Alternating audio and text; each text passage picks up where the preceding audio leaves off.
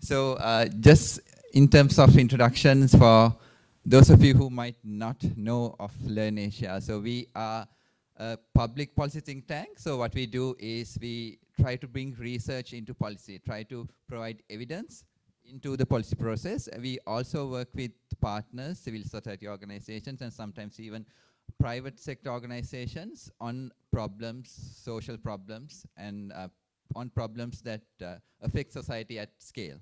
So the idea of this workshop was motivated by about 3 reasons. So, I mean, if you've been alive for the past 2 years, you know the moment that AI is having. And we feel that the conversation is hijacked by a few distractions. On one hand, you see everybody thinking AI will bring about the end of humanity, the catastrophic doomsday scenarios, robots taking over, all of that. And on the other hand, there's a group of people thinking ChatGPT will solve all of humanity's problems. We see both these extremes a bit problematic.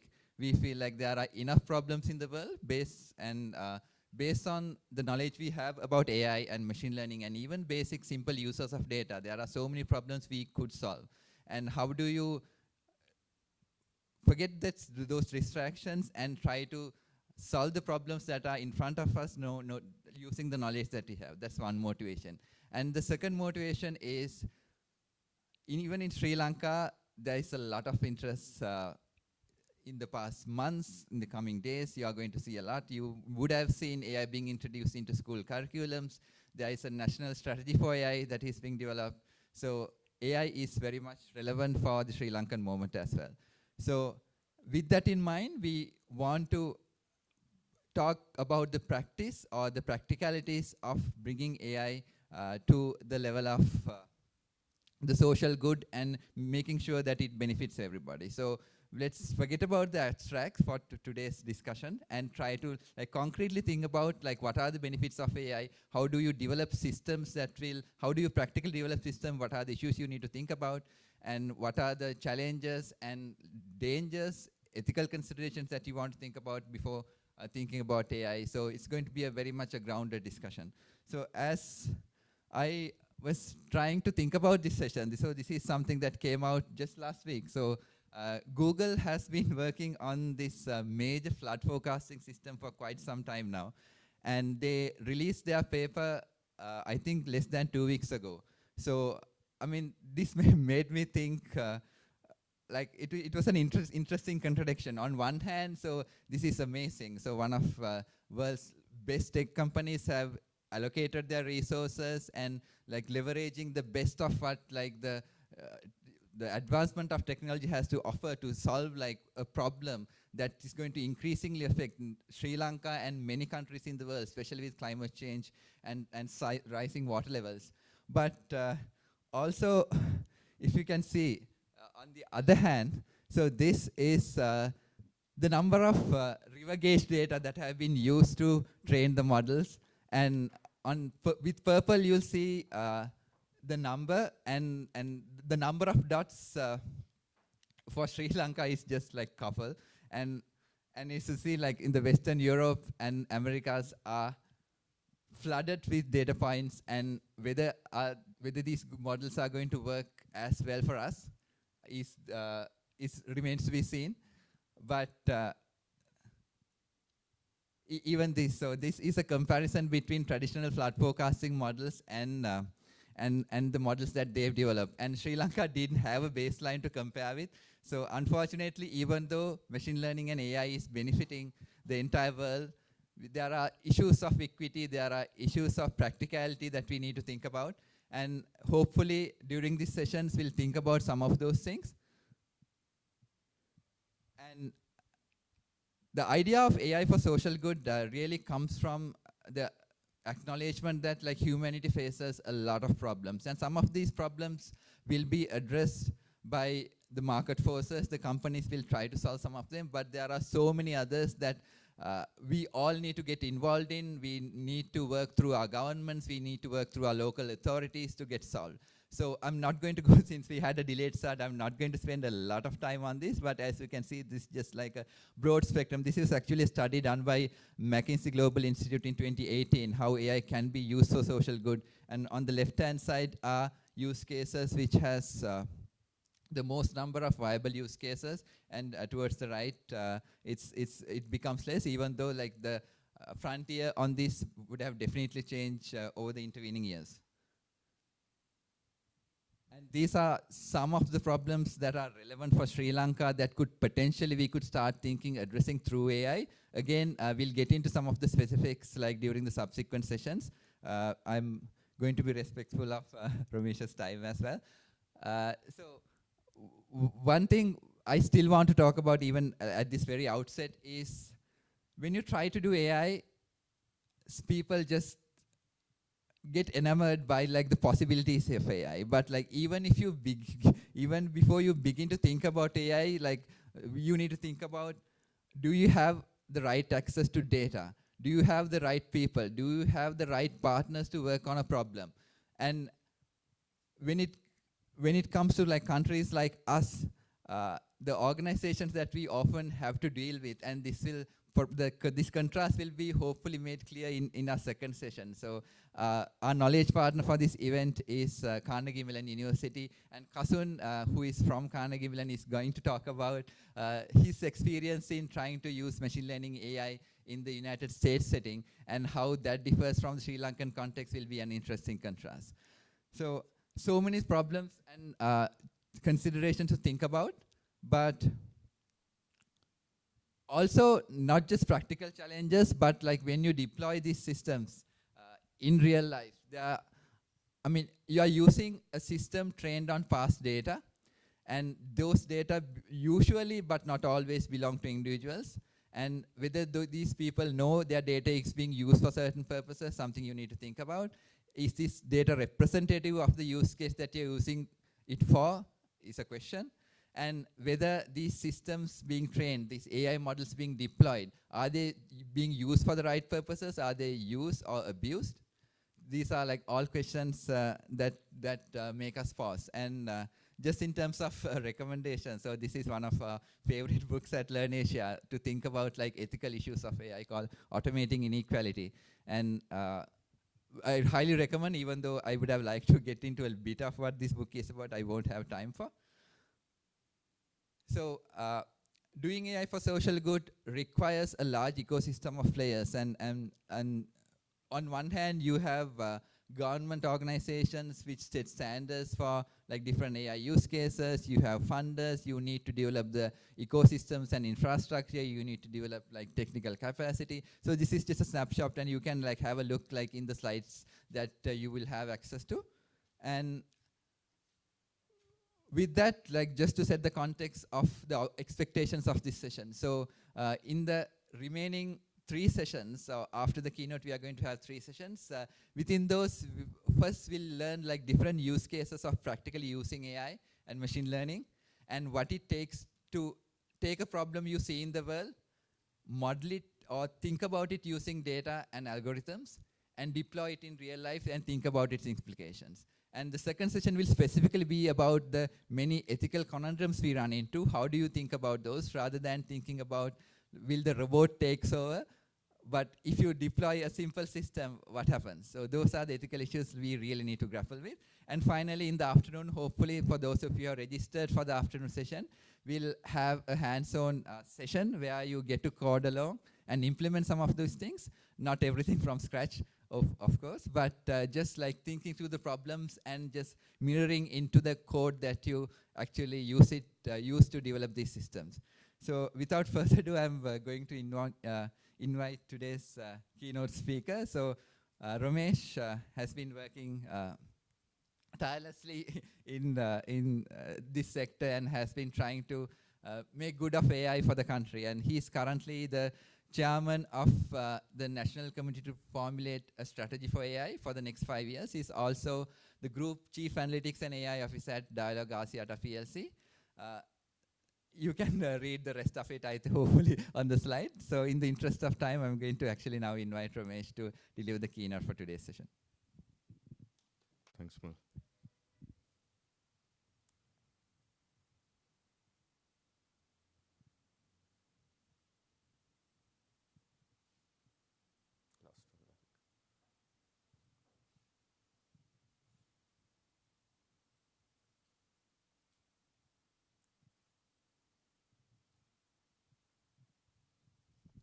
Good morning, everybody. And really, thanks a lot for the opportunity to deliver this talk. I mean, I give so many talks around Sri Lanka, and most of them are based on a commercial purpose. And this is where I think AI has the greatest impact, and I'll explain why. So, I think this is my old deck.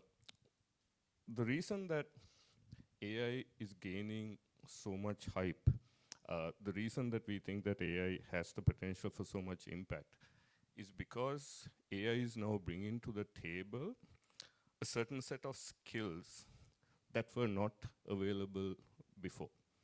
Let me explain what that means.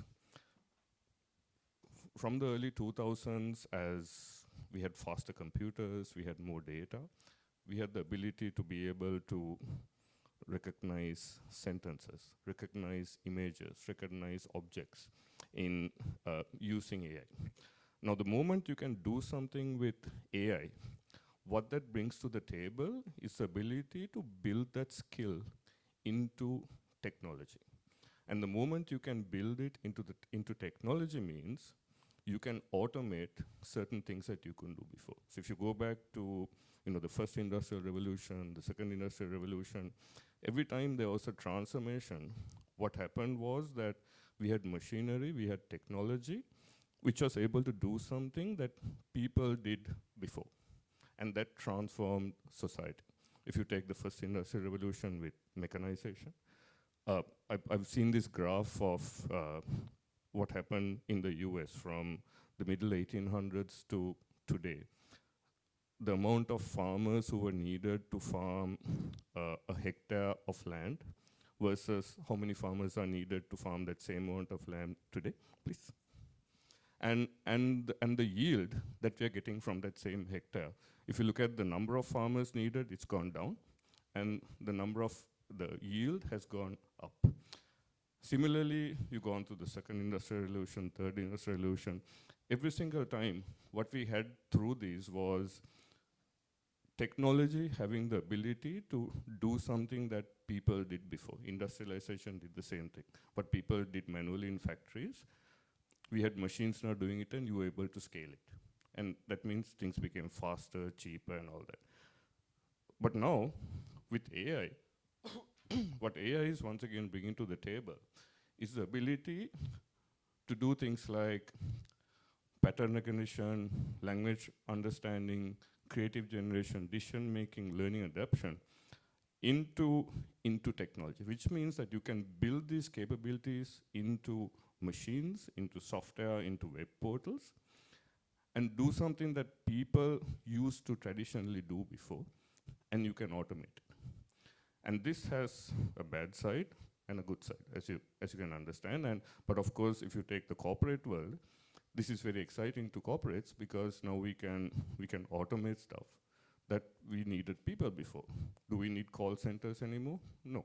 We can build chatbots, which means on one front, customer experience will improve. We can make better customer experience available to our customers. But on the other side, thousands and thousands of call center agents are going to lose their jobs. So it's a two sides to this thing. Now, always the problem with AI systems has been the cost of building. Now, let's go before Gen AI. Building a system, a traditional AI system, is extremely expensive. You need to spend time on collecting your data, cleaning the data, doing the research, building the model, which traditionally takes a lot of money, a lot of people, and is quite a significant engineering task. And this is why most AI investment, 90% of AI investment is happening in the corporate world, because it's the corporates who have the money and they build business cases around it and they build those cases. Recently, of course, we have Gen AI coming in. And I almost see Gen AI it almost forms an illusion that it's very easy to build use cases using Gen AI. Because it is so easy now with ChatGPT, with the APIs, to build a prototype of something. and say, oh, I've got this book, I can create a chatbot to do it. So easy, you can do it in a matter of minutes. But the flip side of Gen AI solutions is that the cost and complexity of production is massive. And very few people understand that because it's so easy to build a prototype, but when you actually take it into an app, into a web portal, when you're trying to serve 10,000 people, 20,000 people, 40,000 people, it's a totally different ballgame. It's extremely difficult to do, and more importantly, it's very, very, very, very expensive. So if you don't build your correct use case around it, Gen AI is still, even though it's, and I see it almost like an illusion of Gen AI. It's like a curse of Gen AI because it's so easy to show something quickly. But to actually create good with it, once again, takes a significant engineering effort. And even at Dialogue, we are struggling to build production-grade Gen AI systems because the cost is too high. It's still cheaper for us to hire call center agents and put call center agents than build Gen AI solutions for a chatbot. So these are the two sides. So the problem here I'm trying to get to is that most of the investment in AI up to now has been done by corporates, and by corporates to earn money or to reduce costs or to automate processes. But what AI also brings to the table is what today's workshop is about, is the ability to create huge social good, which is the ability to automate certain things that people normally do, be able to build it into technology, and then make it available to millions of people, which they would not have had before. You know, legal help, health advice, agriculture advice, which they would have to, go to an expert, pay them a huge amount of money to get. Now to make that available to them, that potential is now there because of AI.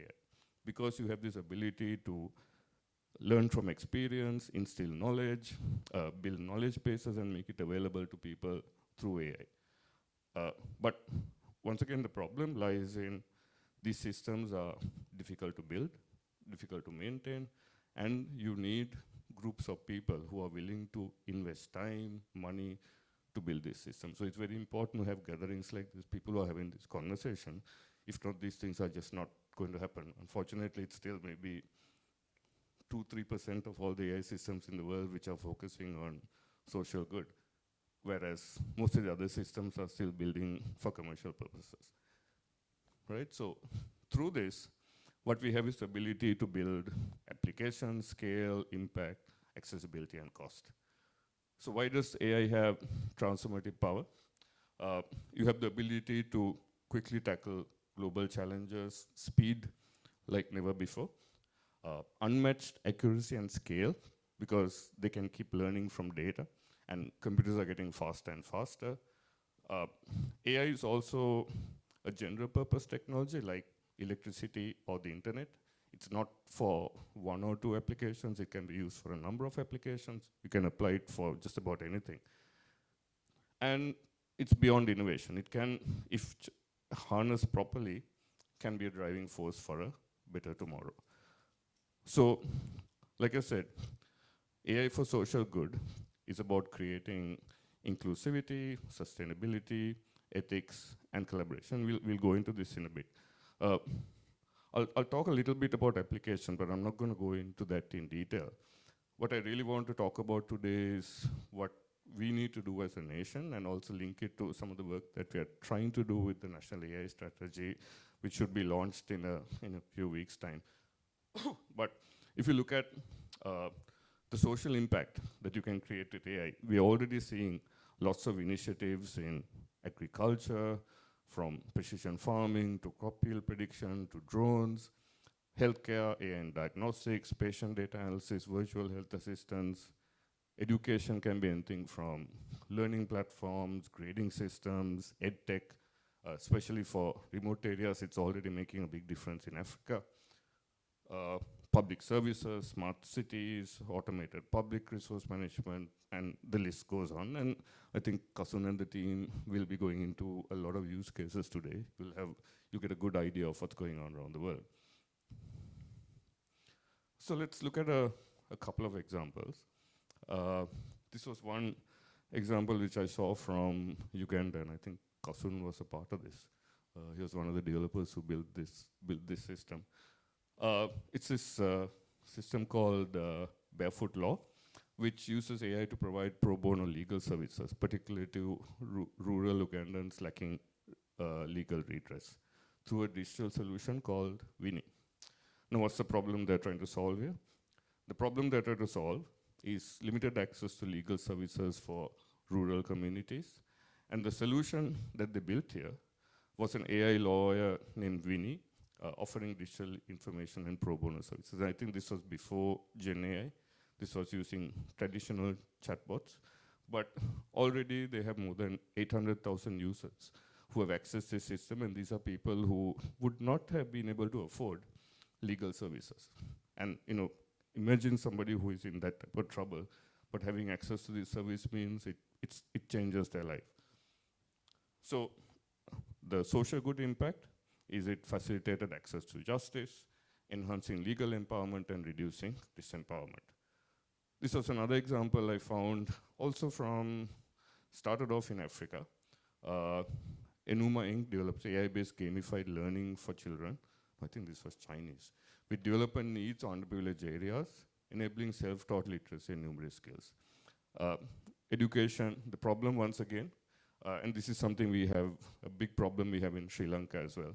The disparity in education, depending on whether you go to a school in Colombo or a school outstation, the resources you have, the teachers you have, there's a big difference in what you have available to you. And also in Sri Lanka, how much money you have to pay for tuition. This has a big impact on your future, the future of these children. So these type of systems address education disparities, especially in underprivileged areas or with development needs. And the solution that they built was AI-driven gamified app that operates in different languages to teach literacy and numeracy. And the impact is that it's already been deployed in over 20 markets. This was another example where they've used, in Brazil, they've used it for conservation technology. Map biomass, it uses AI and machine learning for generating land use maps.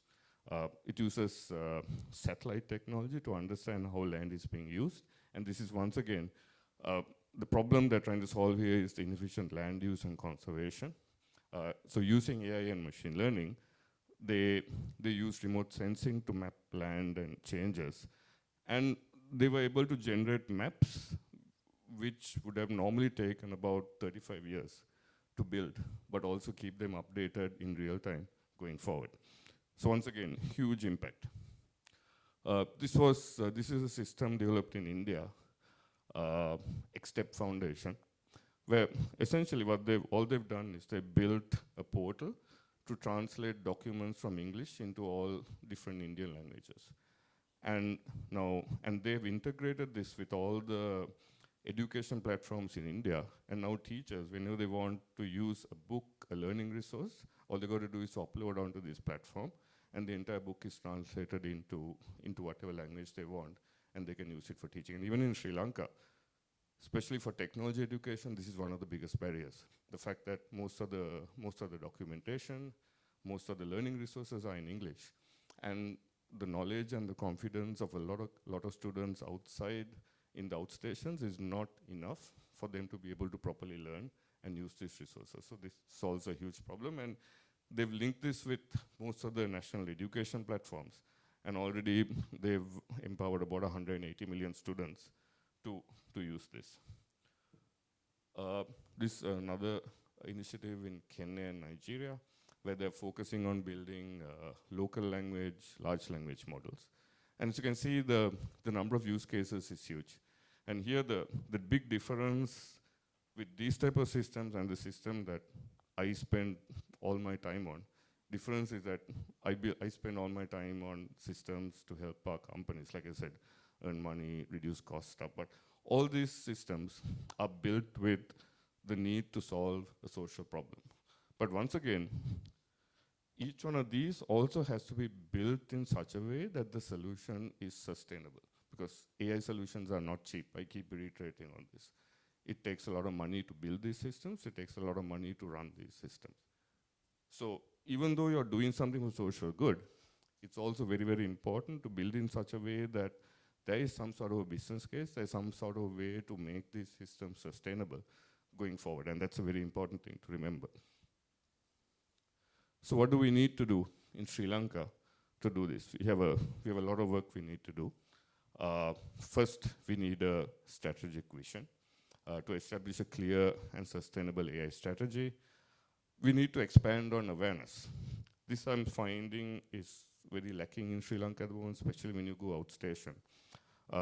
If you talk to kids, even in my hometown in Kandy, they still want to be doctors, lawyers, which is excellent.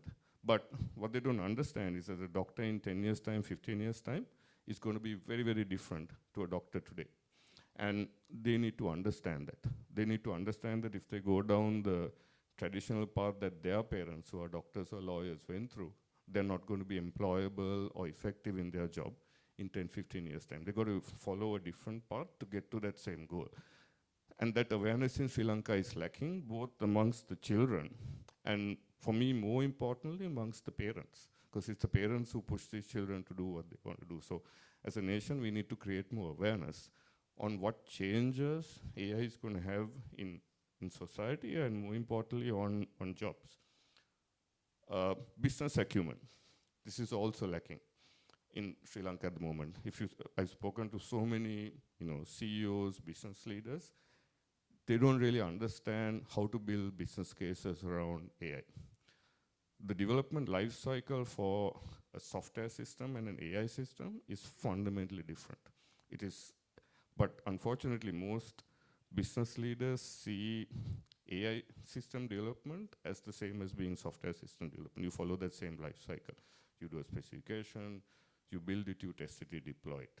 That's not how AI systems work. You got to collect data, you got to clean the data, you got to develop features, you got to develop a model, then you got to take it live, then you got to make it work in the live environment, because real data is very different to that initial data set you took. And then you got to continuously monitor it for bias. The life cycle is fundamentally different. And most business leaders in Sri Lanka don't understand that difference. And that we got to create that as well. We need huge investment in AI. AI takes a lot of infrastructure for training, for data. You need GPUs. We need that. We need those resources. So even if you go into our universities, we don't have enough resources in universities for that. And very importantly, we need a regulatory framework. We need to implement regulations for AI safety and trust, which I think will be discussed today. We need skills. We need engineers, we need users, we need people who know how to build business cases, who know how to build around that. We need a technological foundation, the digital infrastructure, data management, and there's a lot we need to achieve. And fortunately, we've taken that first step of setting up a national strategy. I think there are already about 67 countries in the world who have a national AI strategy. So, we are not doing anything new, we are just doing what we need to catch up. But Sri Lanka is starting from quite a bit behind, so we have a long way to go, and we need to be pragmatic in how we approach this. We are not going to be one of the top AI countries in the world in 2 years' time. That's not going to happen. We need to start the journey. We need to set up those initial foundation elements. We need to have a policy for data. We need to have the proper infrastructure. We need the skill sets in the country. We need the awareness. We need to start setting that up, and then we can start our journey. But we are not going to get to be one of the best AI countries in the world over the next 2-3 years. It's a journey which we need to start. But if we don't start now, we'll be even further behind. So the foundations of a robust AI ecosystem, there are a number of things, but what we see as the most important ones are education, a data strategy, and infrastructure. We need to enhance AI literacy at all education levels, develop a comprehensive national data strategy, and invest in state-of-the-art digital infrastructure. And also, the world of AI is moving ahead so fast, we can't do this in isolation. The most impact that we can get is if we have better collaboration, both outside Sri Lanka and within Sri Lanka as well. So we need to create synergies between government initiatives and private sector innovation, engage in bilateral and multilateral partnerships to share knowledge and resources. We also need to safeguard the future.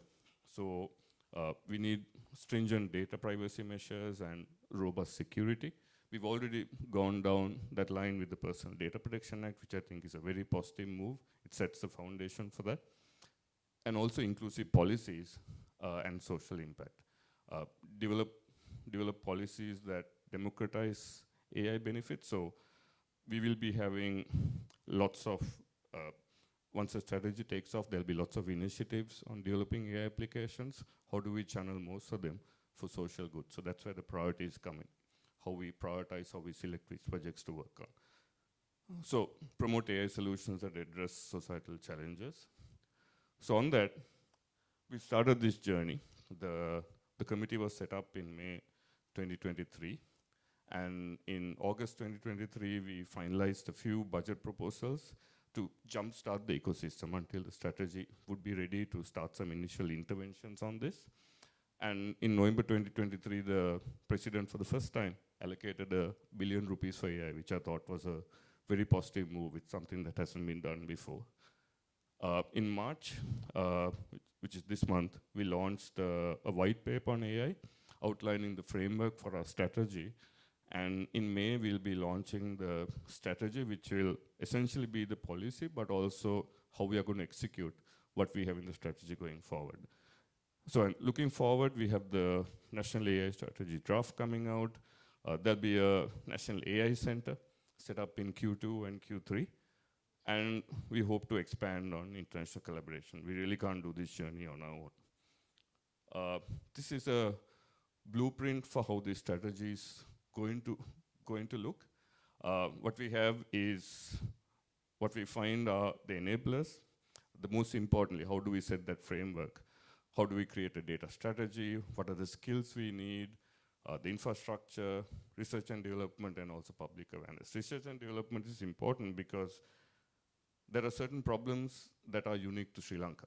There are certain things which are unique to Sri Lanka where most of the time we'll try to bring solutions from abroad and train them on our data and get them working. But there are certain things which are unique to Sri Lanka which are not being solved anywhere else in the world. So we have to have that capacity in Sri Lanka as well. So for that we need the people, the institutions, the money, the ecosystem to be able to develop those systems as well. So we got a long way to go on that front as well.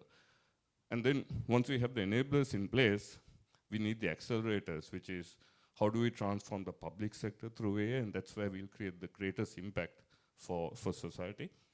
And the other impact is if we can stimulate the private sector to use more AI, and that's where we'll develop the people, the awareness of what AI can actually bring. And that all has to be built on a trust and safety framework where we have legal and regulatory framework, responsible AI development, and also engage more with public and civil society. And all built on the core principles of building it around use cases, have an agile and adaptive policy design. Keep making the point that we will come up with a strategy for the next 5 years, but most likely in a year's time, our strategy is going to be out of date. It's got to be agile. It's got to continuously keep evolving. If not, an AI strategy can't be like other strategies where you have a strategy for the next 10 years and then just follow it. It's got to continuously evolve. It's got to be responsible, it's got to be inclusive, it's got to be collaborative, and also we've got to come up with ways for innovative financing. How do we collaborate more with the private sector? How do we get international organizations to help us on this? But we can't fund everything ourselves. That's just not going to work. So we have all these enablers, which I'm not going to go into detail. So really, the next steps for Sri Lanka, how are we going to build the foundational elements? And this is what we need to focus on for the next 2 years. We need to train data engineers, we need to train AI engineers, we need to train, add new degrees, we need to do changes to all the business degrees around Sri Lanka so that even those people understand. We need to retrain public sector servants, we need to train students, we need to train teachers. That's really, really important. We can't miss any of these segments. Then we need data. We don't really have any national data available that's usable for machine learning. We've got to build on that. We need infrastructure. How are we going to have the computational power for building these systems? How are you going to have the computational power for deploying these systems? I mean, just a dialogue. My monthly machine learning bill is about $200,000 for the systems we build, which really the government won't be able to afford. So how are we going to do this in a sustainable way? In a nation, that's going to be 100 times that cost. So who is going to foot that bill? How are we going to manage that? We need R&D, we need awareness, we need the safeguards, and then how are we going to get the benefits through responsible public sector transformation and the private sector?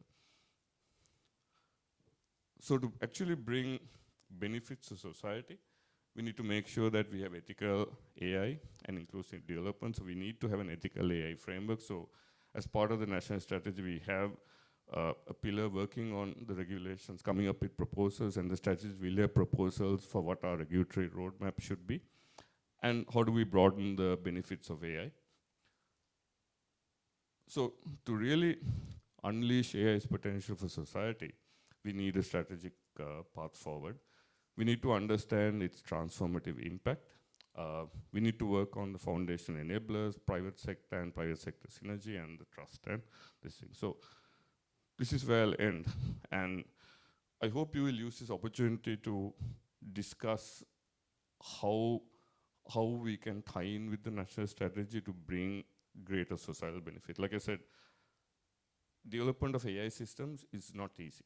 It's very easy for you to build a quick prototype and show something working, but actually take something out to society is 25 times more difficult to building something that works. And that's why you need groups, lots of people to start that conversation, push the direction in that way. If not, the benefits of AI will only be available to a select few. To make it part of, to bring the benefits to society, and there's so much potential here on what we can do for our general public, you need that public awareness to push the legislators, the companies to move in that direction. And that's where I'll stop. Thank you so much.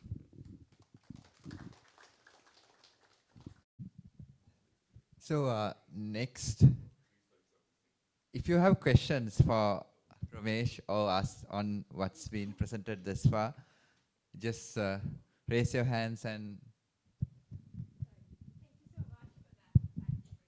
No problem.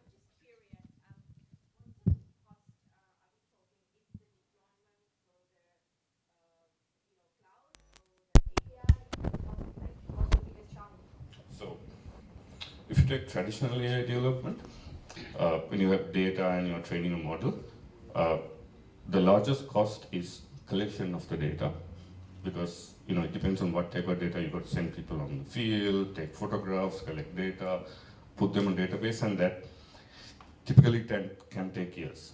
And the cost can go into millions of dollars. I've looked at a lot of projects over the last 20 years, and a good 80% of development cost is data, collection of data. That's automated, basically. No, most of the time, if you have nothing, you got to start with collecting that data, field visits and all that. Then the second part that's usually very, very costly is you may have an AI model which can do some work for you, but to make that benefit available to anybody, you got to have some sort of delivery mechanism, an app, a web portal, whatever, and you need a digitization framework. So a lot of the time I found that if you build an AI solution in silo, means a bottom-up AI solution, a lot of the money goes for that deployment part. 70–80% goes for building that ecosystem. Most of the time I've seen AI really create benefit is when an AI system is built on top of an existing digital system. I'll give you a simple example. Let's say you build a scheduling system for people to get appointments in hospitals, which is really cool. It'll make such a big difference to people. But to execute it, you need a record of patient details. Every patient will have to have a unique ID. You'll have to have a telephone number for every patient, and you've got to build an app to be able to, for them to schedule. That's not available at the moment. So if you, I mean, I can easily build a scheduling system, but to actually make it available and practical, you have to then build that whole digital system to make it effective. So the AI part of it will probably be 5% of that solution. The other 95% will be the system you need to build in all the hospitals, making sure everybody has an ID, you have their correct telephone number, all that stuff. So we had a conversation recently about creating maybe a credit rating system for Aswasuma, which I think could be something the country really needs, because that's, people are getting these grants through the government. But for that, once again, you can have a credit rating system where I enter the details and it says, should I give Aswasuma how much to this person and all that. But for that, you need to have, once again, a unique ID for every person. You need to have their account numbers on record. You've got to be able to transfer them. You've got to continuously evolve and make sure your algorithms are not biased. So a lot of the time, if you're not building on an existing digital system, a lot of the cost goes into data, but more cost goes into the deployment environment, downstream part. And that costs a lot of money. So for me, especially if you want to create quick social good, better option is to build on top of an existing digital system, where that part is already sorted out, and you build AI on top of that. If you try to build something from the ground up, it's possible. It's just that you're going to spend most of your money on building that larger ecosystem. So that's one. And then Gen AI, the larger cost is the API cost and the deployment cost. Every time you call an OpenAI API, you're paying $1 cent. If you have 10,000 people using at once, you're up to $100 just through somebody using that. And it costs a lot of money. They charge you by tokens, right? Correct. Every time you call the API, based on the number of tokens, there's a charge. And that cost can really go up. So how do we create maybe, and this is OpenAI, but there are smaller models like Llama 7 billion and stuff which cost less, but those accuracy is not so great. So then you got to spend some money on fine-tuning them on our own data, deploy them on our own infrastructure, so that then some of that money you save will go into development costs. So it's a balance. Yeah? Thank you so much. No problem. Can I ask you a question, Ramesh? I mean, my interest is actually in the education. And now in terms of the, you mentioned about the cost, right? And you have the scalability issue. Do you see, is it pragmatic for a country like Sri Lanka to have a bottom-up strategy? Is that something you're working towards? I think it's got to be more a top-down strategy. You got to first solve the holistic problem. And there's a lot of anecdotal evidence on what's possible. I mean, I'll just give you a personal example. Those of you who have a pro ChatGPT account know that about 4 months ago they released GPTs. GPTs is a platform on ChatGPT that allows you to build your own custom chatbots. And my children are following the Cambridge curriculum in the UK, and there are beautiful textbooks available for all the different subjects.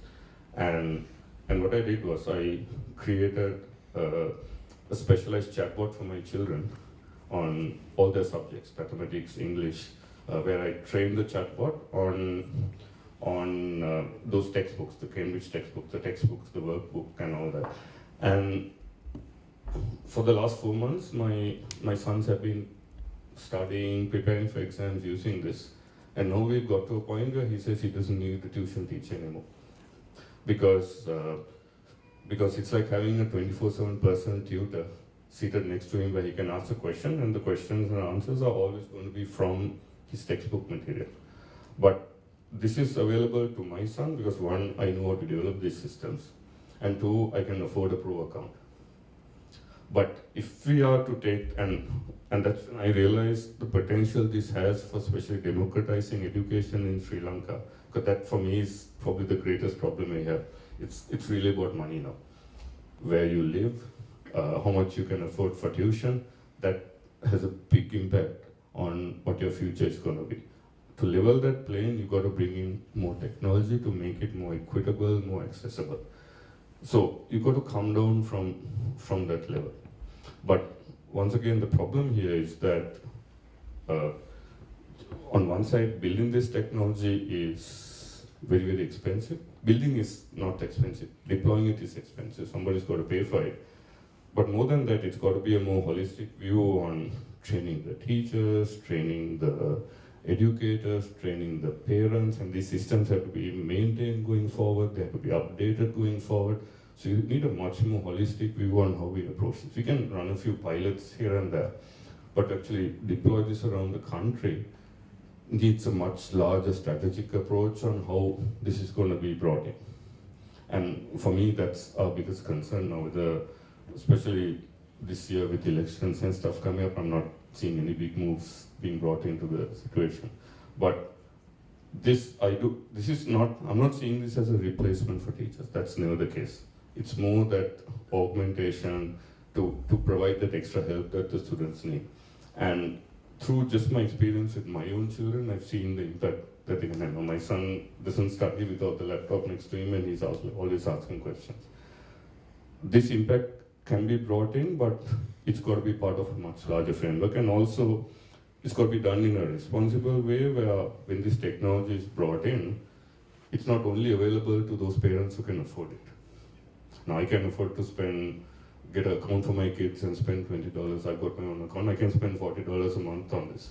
But how many parents in Sri Lanka can do that? So that's also something I'm very aware of, where when this technology is launched, if we charge for it, it's got to be in a way that's affordable to everybody and not just a select few. So there are a few operational challenges there. Thank you.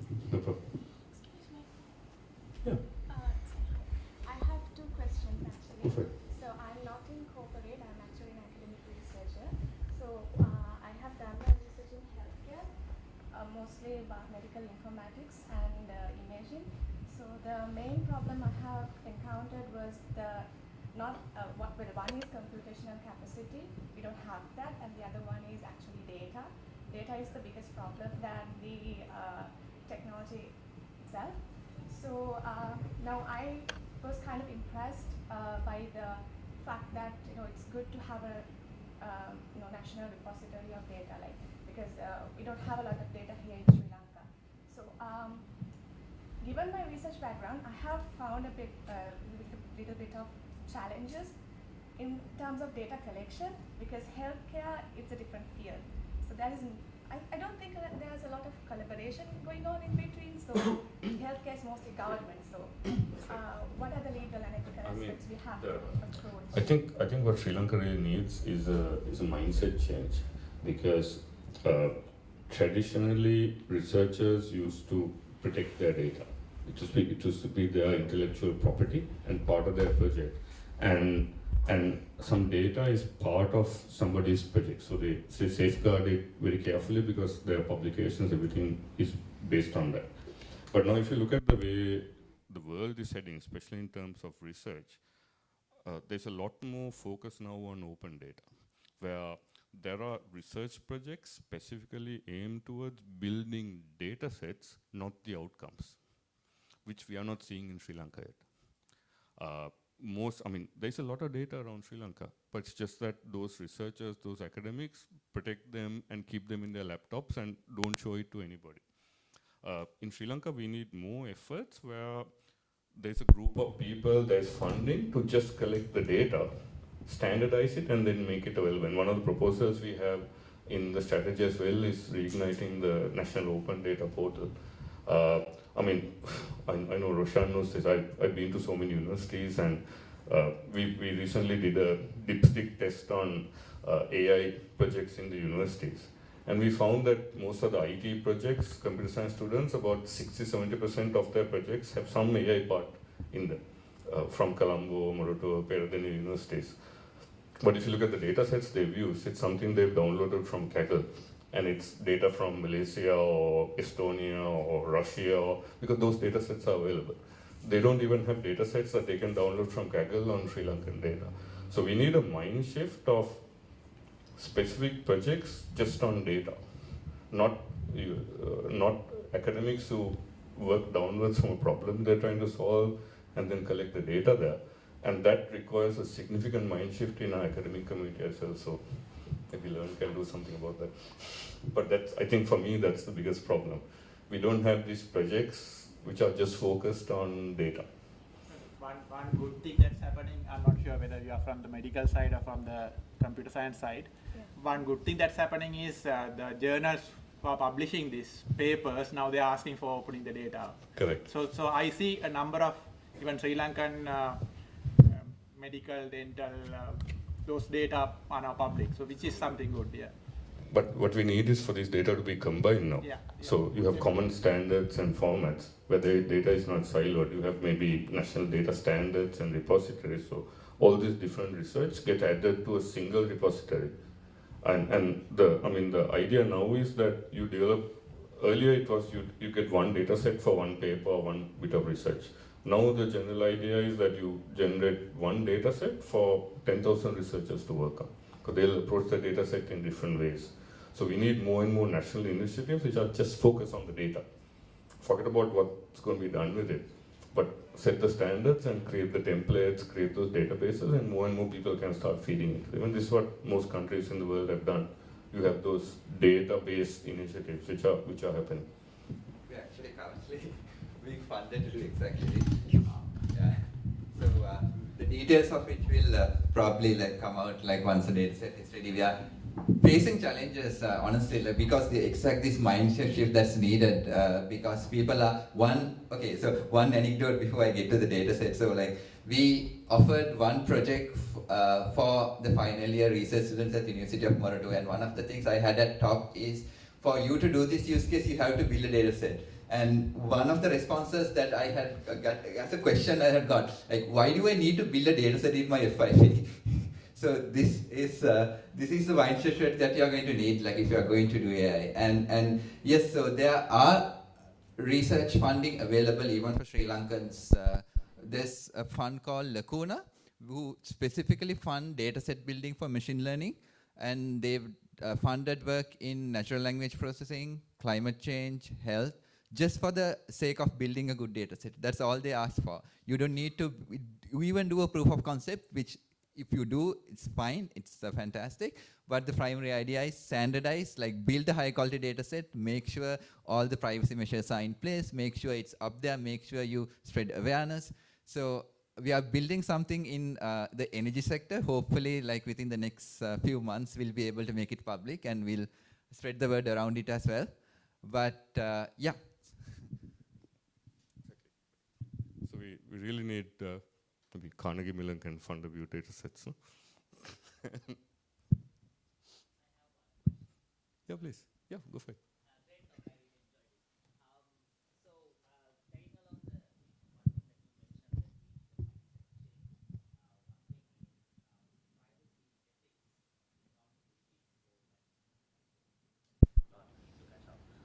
So, and then the PDPA just came in and then it was going to, but it's going to take at least 6-7 years before a cultural change happens, right?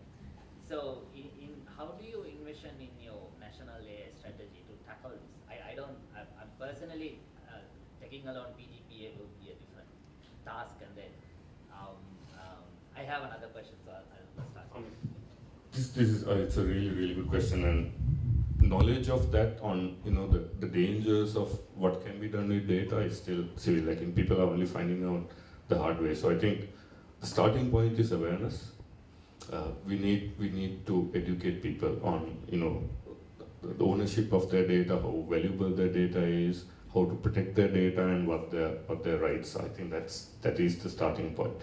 And then by bringing this PDPA in, that I think is a big step forward. But then we need beyond that on what type of, especially in AI systems, what can you do, what can't you do, and I think EU has been leading on that front, on setting those regulations. And if you look at where the rest of the world is going, EU has been the leader, and most of the other nations are following them as well. But I think if you want to see where we'll probably end up, you look at what's happening in Europe, and that's probably the trajectory we'll go as well. So we launched PDPA 7 years after GDPR. Yeah. So we are about 7 years behind that. So that's probably going to be this thing. So I think Sri Ganesh can give some ideas on the privacy aspect as well.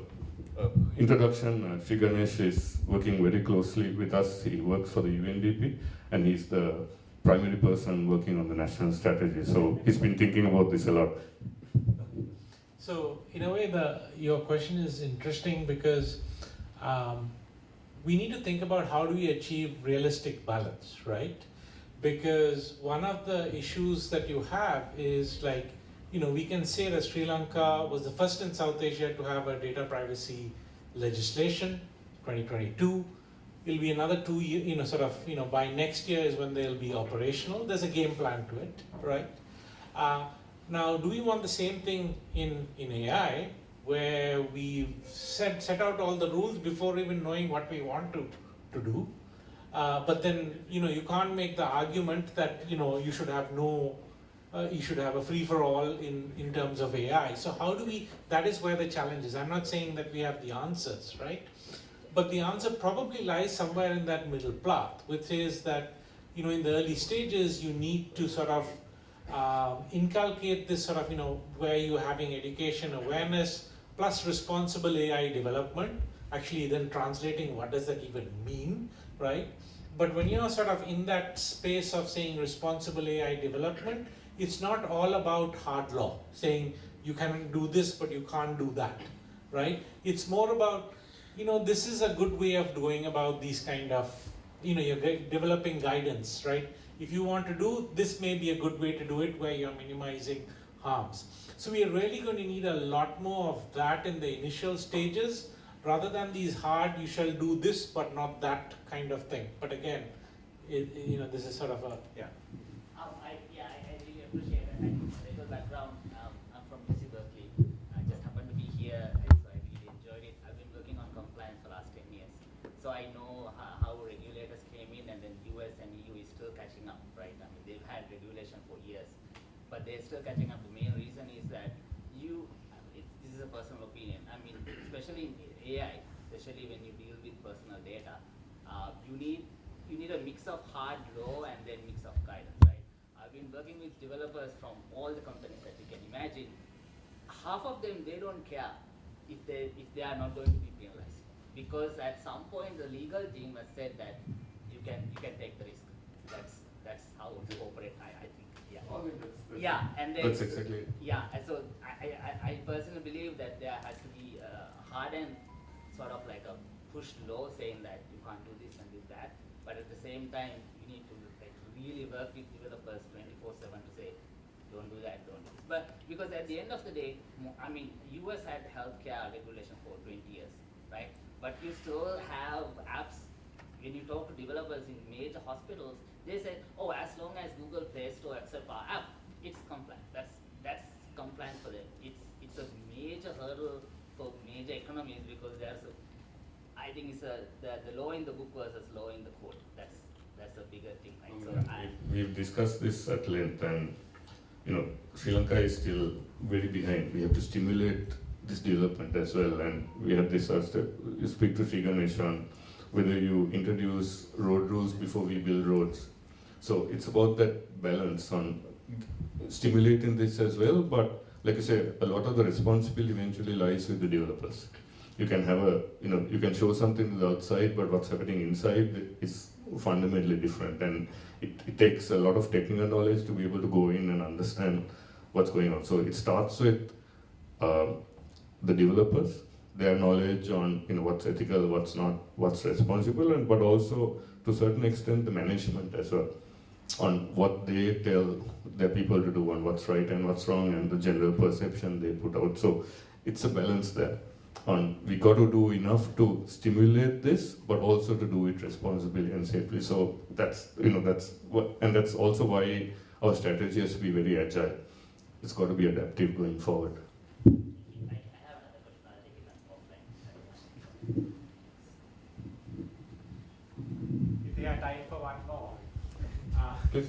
No, not a question. Based on like the answer you gave first, the very first point about the infrastructure, the data, all that put together, and let's then build the AI on top of it. The problem with that is, how do you do it here? So, but like to just expand on it, maybe what we should do is, now that there is like there is this motivation, there's money, all that. So we should take the money and build smaller things, and then you put them together. Say, for example, the fuel pass. It happened so quickly, and we were able to do it. Right? So it's possible to do smaller things. Right? So I mean, you're spot on, Roshan. I mean, that's exactly what we need to do. Look for those quick wins. But also, something I've been stressing is there's this national digital policy also being implemented. And there's a lot of money coming from the World Bank. The AI strategy has to go very closely with that. And especially now that we are, on one side, we got to do those quick wins and start to bring the benefit. But on the other side, the digital strategy should start. I mean, there are some fundamental things we need, like the digital ID, which we don't have. That's probably the most important thing we need to bring in at the moment to enable all these systems. We can link everybody together. And once these digital systems come together with the World Bank's help, by that time, all our skills development, infrastructure should all, and that should be when AI in Sri Lanka should really supercharge, when those digital systems are all in place for healthcare, for agriculture, and all that. So I'm seeing this as a two-step journey. On one side, we got to do the quick wins and what we can, but also AI has to be tied very closely with the digital policy. And as those things come together, that's when we can start to build, 100x type AI systems on top of that. So, spot on. Yeah. I have one question. Yeah, please. Yeah, this is on responsible AI. So I'm using the responsible AI pillars, which is this thing that we always call for explainability and transparency when it comes to building an AI system, which is what it should be. But then when we speak to deployers, and when I ask this to technical experts, they say this is legal jargon, this is ethical jargon. There's only so much that we can explain and so much that we can't explain as well. So they say that while it's in the interests of responsible AI and best and better ethics that we have explainability, it's not always possible to explain. There's going to be the black box problem that will persist no matter what you try. What are your views on this? The field of explainability has evolved a lot over the last few years, and if you look at a lot of the standard problems that we've been looking at over the past couple of decades, like forecasting, image recognition, there are no algorithms which make them explainable. They tell you exactly why they made a decision. So it's also about how you initially design your system. If you designed, say, a forecasting system or a classification system or scoring system without using an algorithm which can do some explainability, then you're going to say, I can't do it. But if from day one you build it around an algorithm which already has that capability, it's not so much of a problem. But some of the newer stuff like Gen AI, it's still a bit harder. It's still evolving. But once again, I think there's enough work going around in the world that this field is evolving very, very fast. So it's really about how I've spoken about this in my developers as well, whether it's explainability by design, or whether it's an afterthought after you build the system. After you build the system, it's a lot harder. But if things like responsibility, explainability is part of your initial design strategy on when you put the architecture together, most of the time it's possible. So but for that, the management has to give you that extra 20% of time you need to, because these algorithms are a bit harder to deploy, they take more time. So all that's got to come together. But for me, I think that explains it perfectly, whether it's explainable by design, whether it's something you thought of right at the start, or there is something you thought of at the end.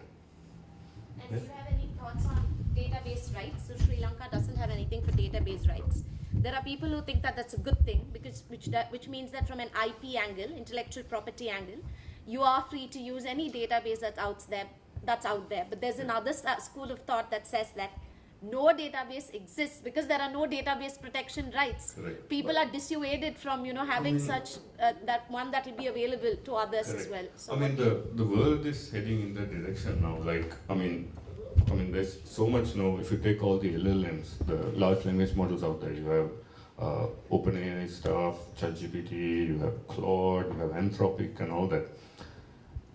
They are all pretty much the same. technically they're built on the same architecture. There are a few architectural changes here and there, but what really differentiates them is the data that they're trained on. And they've done this in a way where they've just scraped off the internet and trained it on large bits of data. And if we go down this line, in another 2 years, all these models are going to be the same because they would have scraped everything off the internet. The architectures will be similar, and then it won't really matter whether you're using Anthropic or Claude or whatever. But I don't think that's sustainable. Going forward, there are going to be a lot of laws coming in on what data you can train your LLMs on.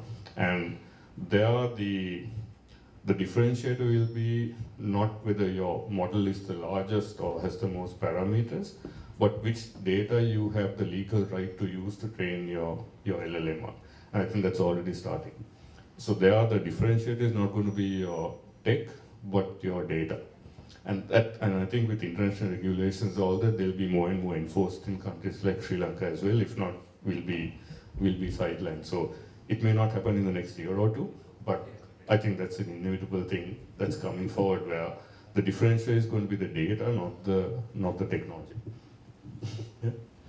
I think we are reaching a point where I read this paper where in about 2 years' time, now you see these LLMs are growing. You have ChatGPT 3, 4, 5, but we'll reach a point where we won't have enough data for a model bigger than that.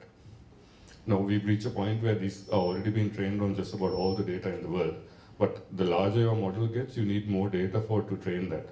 So we'll reach a point in a year or two where the models can't get any larger because there's not enough data in the world. So then the war will be on who owns what data, who has the right to train their data on. So I think there'll be a lot more data protection laws coming in, and OpenAI and Google and all these guys won't be able to do the stuff they're doing now. So I expect, but we are in a bit of a wild west at the moment, especially in Sri Lanka. It is very problematic. So if you are investing, invest in ownership of databases, books, knowledge bases. That's probably where the money is going to be going forward. Yeah.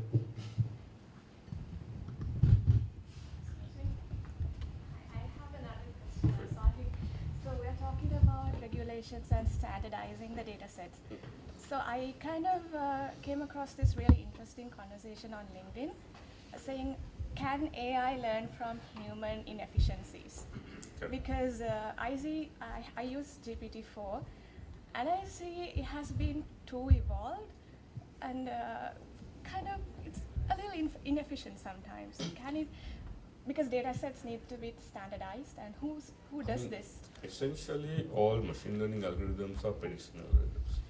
You train it on large amounts of data, and it's large number crunching prediction statistic systems. So its behavior is based on the data it was trained on. So that if that data was biased or certain people doing things in a certain way, the AI is coming. Even though it's called AI, it's not really intelligent. They're just huge number crunching statistics machines. If you show it, 1,000 pictures of a cat and call it a dog, when you show it a cat, it'll call it a dog. It's just, they're not intelligent in that way. The intelligence comes from the statistics on the percentage of data that they're being used. So this is where there's now a lot of work on making these systems safe. But I think the generic models that you see with ChatGPT and all that are just trained on vast amounts of data. The real use comes when you fine-tune this to your purpose. But that takes some engineering knowledge on how to fine-tune them. But the generic model, it's good for most things, but not for specialized things. Because they've just been, by name, they're general purpose. Yeah. Okay, I hope that answers your question. I was wondering about the standardization, because now I see a lot of, because I train models, I'm an engineer. So when I do that, I find a lot of data that is, misannotated. That's the same in our companies as well. The amount of time we spend on solving data problems is much larger than the time we spend on, if you take a 3-month project, I think Charun is here who works on our churn systems. He probably spends 80% of the time solving data, right? Yeah. So this is in a structured environment where we have things coming through good systems. It's still bad. So data is the biggest problem, and you can use AI to solve some of this, but then if the AI is biased, then that's going to mess with your results as well. Yeah, even future engineering won't help. Yeah. Yeah, So data is the problem, and this is why people thought Gen AI is like this solution for everything, because you don't need much data. But then the problem there is deploying it, and it's a two-sided problem. But data is, if you're a data scientist or a machine learning engineer, you spend 90% of your life on data. That's just. So if we are coming up with a data set, whom should we approach to standardize things? Take Roshan. Like Any bodies? What's the best way to come up? Are there like IEEE standards or anything like that for these type of things? It's a good question, no? Send me an email. We'll discuss this. Yeah? I have one question. Please. So the number of opportunities currently at Sri Lanka for the AI side.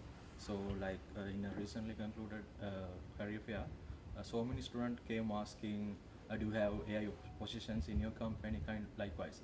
So I think around 80% of students are willing to do AI stuff, but at the moment in job market in Sri Lanka, number of opportunities for AI is very lacking. So how you are going to create more and more opportunities with National AI Center, you put it into slide, and in your dialogue and LIRNEasia and other companies also. No, that's spot on. I mean, we only have a handful of companies who are still doing hardcore AI. Which is why we need programs to, on one side, stimulate the private sector. We want more of the private sector to be investing money. And money is not, expect to put some money and get the returns in 3 months. It's a long journey. It's a 3-4 year journey, and that's why the government has to bring that confidence into them. On the other side, the government has to become a user of AI systems, which means that then we need to have an ecosystem of startups, companies who are developing for them. So the government also has to start developing that need and the requirement, and that's where the jobs will come. So which is why we need to stimulate those two sides. One is the private sector and this thing, otherwise, like you say, it's not going anywhere. And the number of jobs are very limited, and those people who have are all going abroad because there's nothing available here. So that's exactly why we need to do this. And the government has to be that powerhouse where they are calling for RFPs, calling for proposals, tenders. We need a startup ecosystem. We need companies who can build this, and also the private sector, not only dialogue, but the banks, the apparel companies, they all have to be doing hardcore AI work, not just building ChatGPT applications. Yeah. We are hearing questions that we probably address throughout the day, so let's keep some of them for this later sessions as well. Yeah, so I think now we will really need to go to a quick break and come back. And in the meantime, this is an interesting example of a internal journal club we were going to do. This is an app called Rory, and the paper we were going to do was its deployment in Ghana. So this is a WhatsApp-based AI chatbot. It's based on global standardized benchmark of education in math and English. And you yourself can download and just check it out. And you can get it on WhatsApp and trial it. I don't think you get all the features, but it's one instance of all it costs for students to use this is the data cost. And if you have WhatsApp, you don't even need to install a separate app externally. And they've done a randomized control trial, which is the golden standard of evaluating the efficacy of these things. And they've given quite statistically significant improvements on the math scores of grade 6 to 8 children in Ghana. So I mean, maybe there are interesting possibilities if you think creatively around these things as well. But we are really behind now. So let's stand up and have some refreshments at the back and get these conversations going. And we will come back to talk about the concrete stuff, how we think about specific problems, where do we formalize them, where do we conceptualize them, how do we think about data, how do you think about how we even evaluate these systems. So all of this is next in session. To start the next session now, but before that, just a quick announcement. So for the afternoon session, we had openings for about 35 people, but I think so far we've only received like in-person attendance of about 25. So if you didn't register but would still like to stick around and like engage in it, you're welcome. And like even, I mean, if you're like really interested but like you don't think you want to code, that still would be fine, because we will map the code into a much richer discussion. So it's, the idea is not that like you learn to code, that's not the point, but like how code reflects like the systems that we are building, and the values that you want to incorporate into system is going to be like the spirit of the afternoon session. So with that, I'll let Kasun get started on the next part of things. Thank you. If I don't use the mic, can you hear me okay? People at the back? Awesome. Yeah, I hate carrying this around. But you will end up losing your voice. Yeah. We'll leave this as a backup. Okay, cool. So this session, we're gonna like talk about more concrete examples and applications of AI in the space of social good. I'm going to start off with a few applications that we at Carnegie Mellon has done with various partners around the world. And then I'll hand it over to Merle. Okay, so those are more technically mature systems that we deal with over there, right? So how can we scale it down and solve a little bit of more foundational problems that we come across in Okay, I was asked to check. Okay. Yeah, I was asked to use the mic very nicely, so I'll use the mic. So, like, how do we tackle some more foundational problems that we kind of take for granted over there in Sri Lanka, like in a setting like Sri Lanka? So, Merle will chat about that. So, ideally, we see there's like 4 necessary elements for a project in AI for social good to be successful, right? First, you need a problem that is worth solving. Yeah, when you hear that, you're like, duh, right? But this is not always the case, because we, especially AI and machine learning people like us, we tend to hallucinate problems a lot, right? Without really actually talking to people working in the trenches who have actual use cases that we could use technology for. We tend to think, this might be useful and cool, and we just build that, right? Like go off and do it. So having an actual real problem that our real world is facing is a very important thing, and the most important thing, right? The second is, it's actually a problem that AI can help solve. Another thing that our conversations tend to rely on is like, okay, AI is a silver bullet, it will solve every problem under the sun, right? It's not the case. And sometimes we don't need AI to solve that problem, we just need maybe some technical solution, but not necessarily AI, right? And sometimes it's just a process question, right? So one example is, I was a part of this fellowship back in 2019. That's when I contributed to building of Winnie, that Uganda legal application. There was this project where the project was to use AI to, I think, process CT scans to identify some disease, right? And there was this foundational assumption that once you have the CT scan available, it takes 72 hours to get the diagnosis, right? And we were students, we didn't ask any questions. Okay, so AI will speed it up. But then my current boss, who was running the fellowship at the time, kept asking why. Why does it take 72 hours, right? Is it because the CT scan is in one building and the doctor is in another, you have to transfer it through a pen drive? Or is it there's a backlog that the doctor actually takes 72 hours to get to the image, so AI can be used? So if it's a former, you don't need AI, right? Let's figure out a software engineering solution where it's easier to transfer the images to the doctor that there is. So things like that, we tend to because AI is so flashy and cool, especially right now, we tend to, okay, we'll AI-driven this, AI-driven that, right? So trying to really ground our expectations and thinking through the details of the problem is very important. The third one, which we already had a lot of conversation on, is data availability, right? Even though as a field, foundationally, AI was not entirely data-driven, but now AI is data-driven. So we need data collected the relevant data collected to train the AI to help us to solve the problem that we are encountering.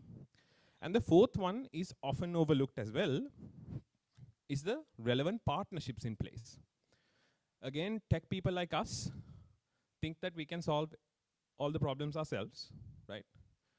So we get a data set, we build a model, but without partnerships where people who are actually working in the trenches, that AI system is not going to get implemented, right? And if it's not going to get implemented and adopted, why are we building it in the first place, right? It's a waste of time. I mean, good learning exercise, but nothing will change in the world, right? So with the work that we've done so far and what I've learned is a very critical part of making a successful AI project is to have the relevant stakeholders in place in addition to the AI scientist or the machine learning engineer who's building the system, to make sure that what we are building is, one, useful and solves an actual problem. The second one gets adopted and implemented so that something changes in the world when we build it.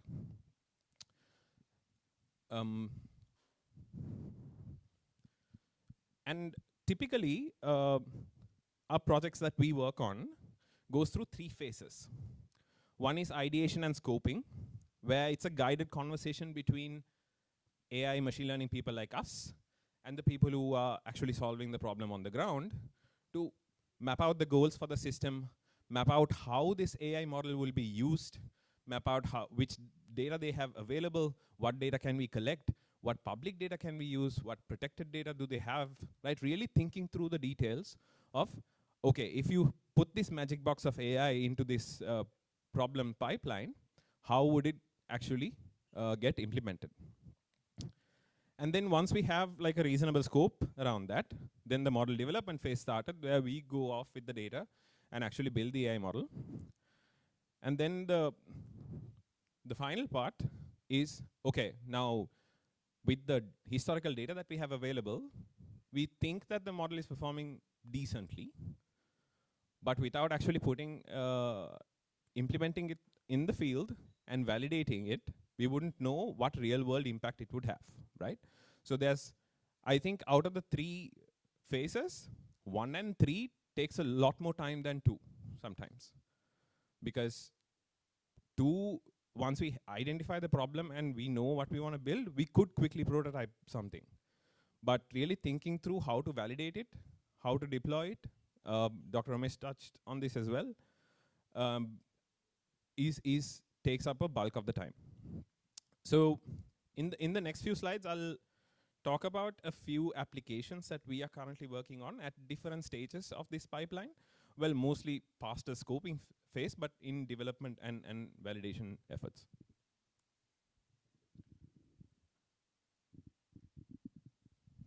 This first project is a partnership that we have with Johnson County. It's a county in the state of Kansas in the US. The Mental Health Center and the Criminal Justice Coordinating Council in the county realized that there's a large percentage of people cycling in and out of jail suffers from mental health problems. And that is the primary reason that these individuals tend to cycle in and out of jail, because it's through misdemeanor arrests, because they have unmet mental health needs. And they wanted to see, okay, if we proactively, for free, give these people mental health care, can we break this cycle of coming into jail, right? But again, it's a small team that they have, limited resources, they can't help everyone. There's a lot of people who need help. How do we find the people who are most at risk of an undesirable outcome, so that we can help them, right? So the team here, what they did was collect jail data, ambulance runs data, hospital data, mental health, behavioral health, service data, and put them together and build a system to predict the likelihood that someone would reoffend or booked into jail in the next year, right? And the person with the highest risk of that would get the help, right? So then we would rank people who are by their risk score, and they proactively reach out and help them. And this project is now, I think this is a partnership that we started in 2015, way before my time. It's still going on, it's implemented now, and the Mental Health Center is using the model. We are still running an RCT on it, a randomized control trial, to see whether how big the impact is of proactively outreaching based on a machine learning model rather than randomly doing it, right? And so far we've been seeing promising results that the model is actually finding people who are at risk, and and in that group, the reoffense and the entering into jail recidivism rate has been going down.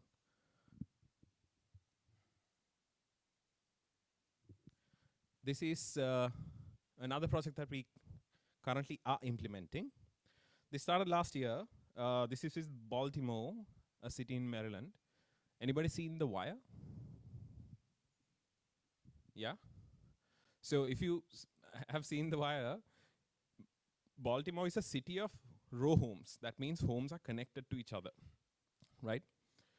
And Baltimore's population every year has been dwindling, right? It's fewer people than previous year.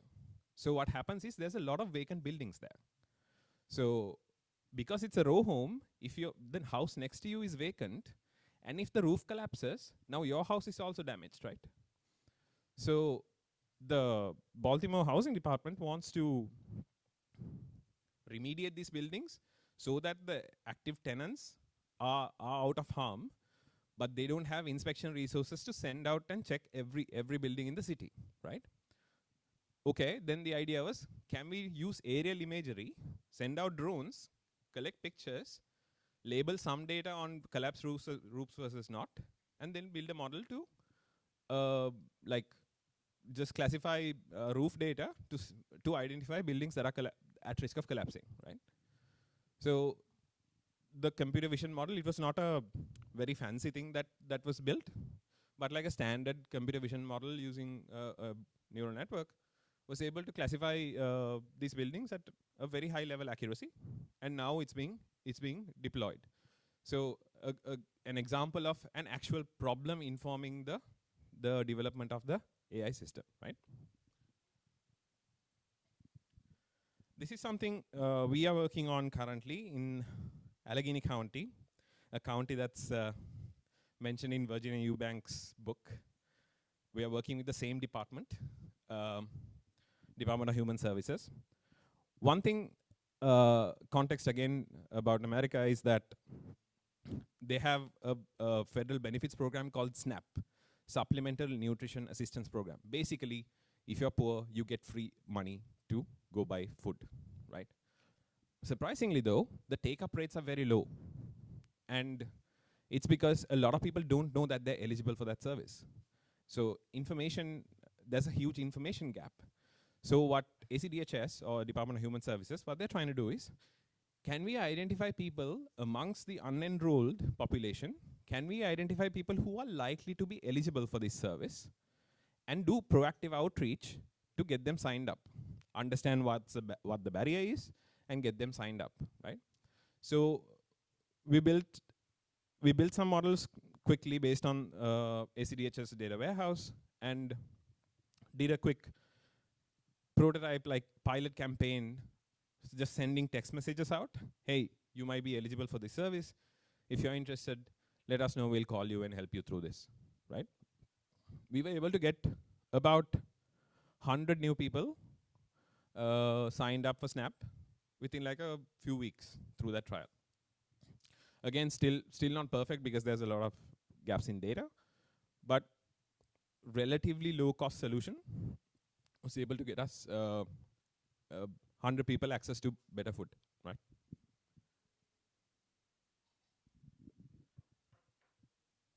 I'm rattling off examples. If you have questions, please feel free to.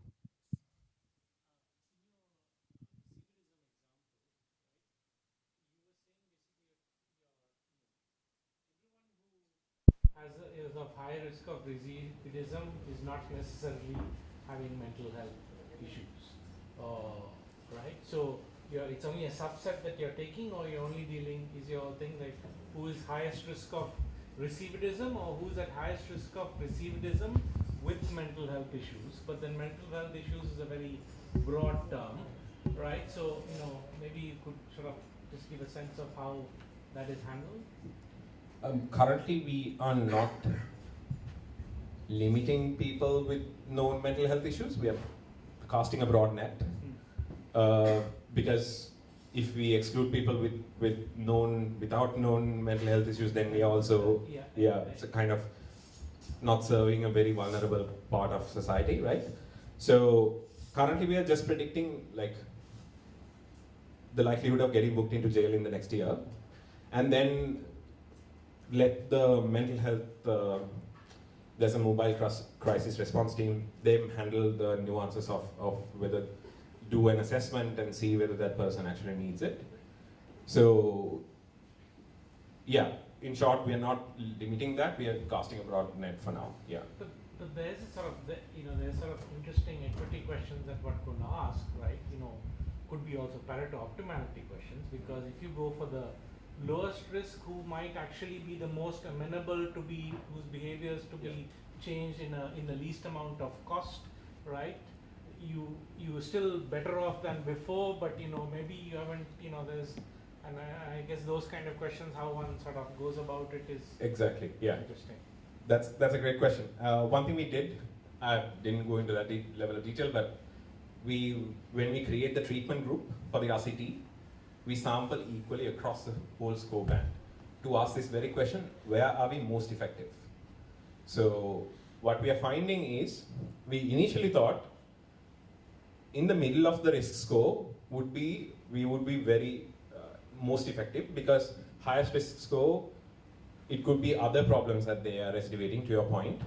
At the lowest risk score, it'll be, we might not be correct in the model's predictions, right? So we thought in the middle score band, where there's somewhat risk of them recidivating, but we could push them over the edge to not recidivate through the mental health care. But what we found was we were most effective at the highest risk band. Yeah. But again, sort of even there, the context question starts to come in, what matters more, because from the point of view of this, the less people you put is what matters. So even if it's the highest risk people that you have the most effective, right? And that's only maybe like, I'm just making this up, like, let's say 10% of the people, right? So how do you define effectiveness? Right. Different question after this. Okay. That's a great point. So I think that's a lead into the next session almost, because the values that we want to inculcate in the system, we, like as data scientists, we don't decide that. And we actually had, I'm guessing we had the conversation with the Kansas County people to figure out, okay, what do we want to actually improve? Is it fewer numbers? Or do we want to prevent drastic outcomes, a certain type of outcomes, or an average recidivism rate drop, or in the top 90th percentile? So that value judgments happen in the scoping phase. I'm not entirely sure what that was in this project, but typically we tend to have that conversation. Yeah. So I'll just make one point. It's not a question, because in a way this is like one of the most kind of difficult sets of problems there is, because even to think about is something like this, and how do you even come to a shared understanding of what outcome that you want to have, because it might not be in the next year, it might be in the next 5 years, right? And that long-term effect, and how do you navigate those, because that's not none of that is a machine learning issue, but how do you build coalitions of shared understanding? And my thing was connected to that. My question was going to be, how do you even know whether like a mental health intervention is the best intervention that you could do for those who are likely to like reoffend? Like, is that a question coming down from top, or are there other interventions? I don't know, like help them with employment, or like that's again like a decision that has been made by the partner who comes to you, or like how does it? So, yes, by the partner, based on the evidence that they've seen in the current jail populations, right? And to your point though, ideal scenario would be we identify people who are at risk, we do need assessments, and we map them to relevant services, right? Maybe it's mental health, maybe it's employment, maybe it's housing, maybe it's, you know. So currently the scope is only on mental health, but like building coalitions of partners, not just the mental health center, but like maybe like that's where like Allegheny County, the Department of Housing Services has actually a lot of purview into the public services that happen in the county. Like partnering up with like a broad umbrella organization like that to map people into different services is something that we could do. Yeah. Any other questions? Yeah, just one on that. You can also factor in like what the misdemeanor was that was causing these reoffenders. Because for example, the issue can be that the law is, for example, like possessing 1 gram of cannabis or something like that. So then the treatment would be kind of abolishing that law, changing that, rather than trying to. Just wonder whether that was factored in. That's a great point, really. So that's where also I think projects like these don't need to happen almost, right?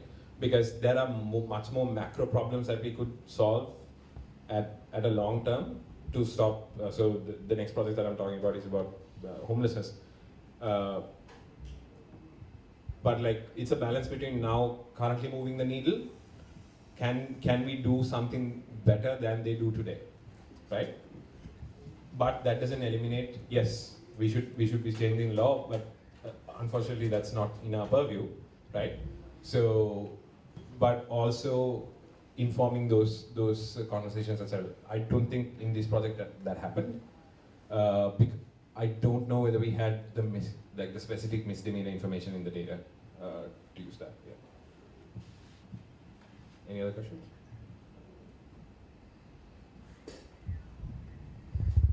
So this example, it's from Pakistan. We are working with a hospital network over there. Its name is Indus Hospital Health Network, IHHN. They're a free hospital network for the people.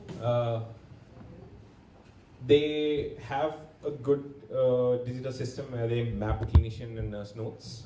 What they want to do is to map those notes into International Classification of Diseases classification, right? So it's called ICD-10 now, and maybe it's ICD-11 now. So it's a standardized way of classifying diagnoses into different codes. It's a standardized system across the world, right? But in systems like the US, it's very standard because they use it for billing, right? So there's incentive for the hospitals to map the diagnoses and from doctors to that classification system. But because it's a free hospital network, they don't have that. But if they did have those ICD-10 codes, they could do much more broad, like syndromic surveillance, even improve clinical workflows. So what they're trying to do now is to use notes from the doctor and the nurses to develop a simple text classification system to map those notes into ICD-10 codes so that they could improve the clinical workflows for those patients. Any questions? Quick time check. Should we switch? Because this will take some more time. Might be worth it, Okay, sure. I'll in the interest of time, I'll keep this brief. So this is one project that I kind of wanted to go a little bit into detail about. So in the US, rental properties, right? A lot of poor people end up renting. They don't own their houses. So, and the laws are so disparate across the country, and in some states landlords have a lot of power over them. So there's about 3.6 million eviction cases being filed across the country every year. And in our county, it's about 1,000 every month, right? There was a eviction moratorium happened, enforced during COVID. Then the eviction cases dropped, as you see in this plot.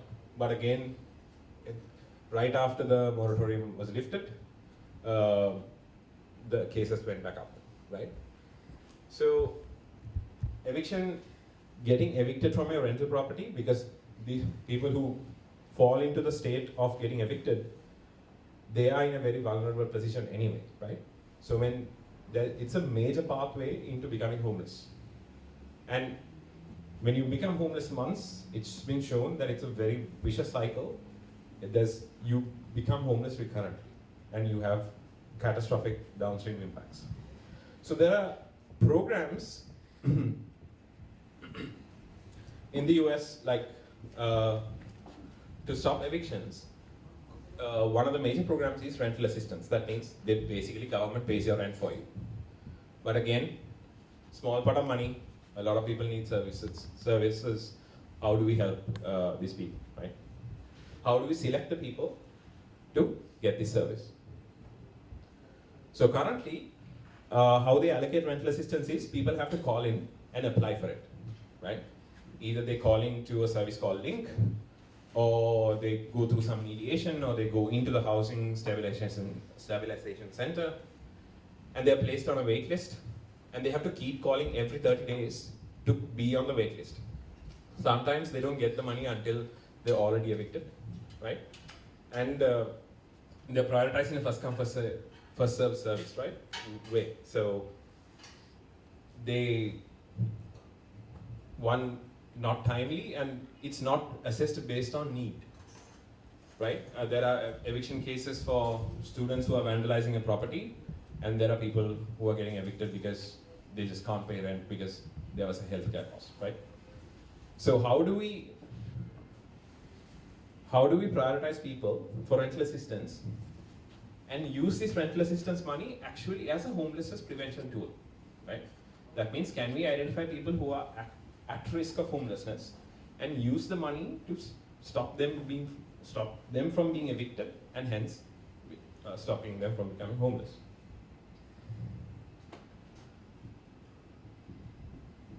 Sorry, catching up here. So our overall goal was to minimize entry into homelessness, right? So this was the scoping phase where we really mapped out the 3 goals that we wanted to do. The efficiency goal is making sure that the money that we have, the limited pot of money that we have, goes towards homelessness prevention. And the effectiveness goal is allocating resources to individuals we can help, right? So we can be effective efficient by allocating people who are actually at risk, but not be effective saying that this money is not going to help them from being homeless because they have other problems that they face in life, so they can't, this money is not enough, right? I'm sorry, I'm not feeling that great. Let me take a breather.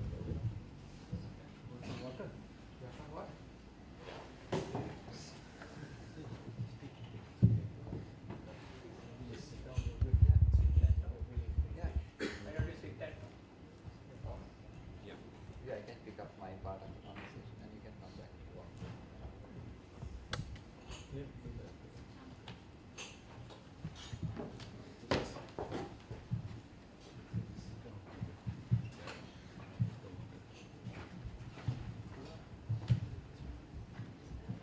So we will hopefully come back to this example. In the meantime, I'm going to get to some of our examples and some of LIRNEasia's examples.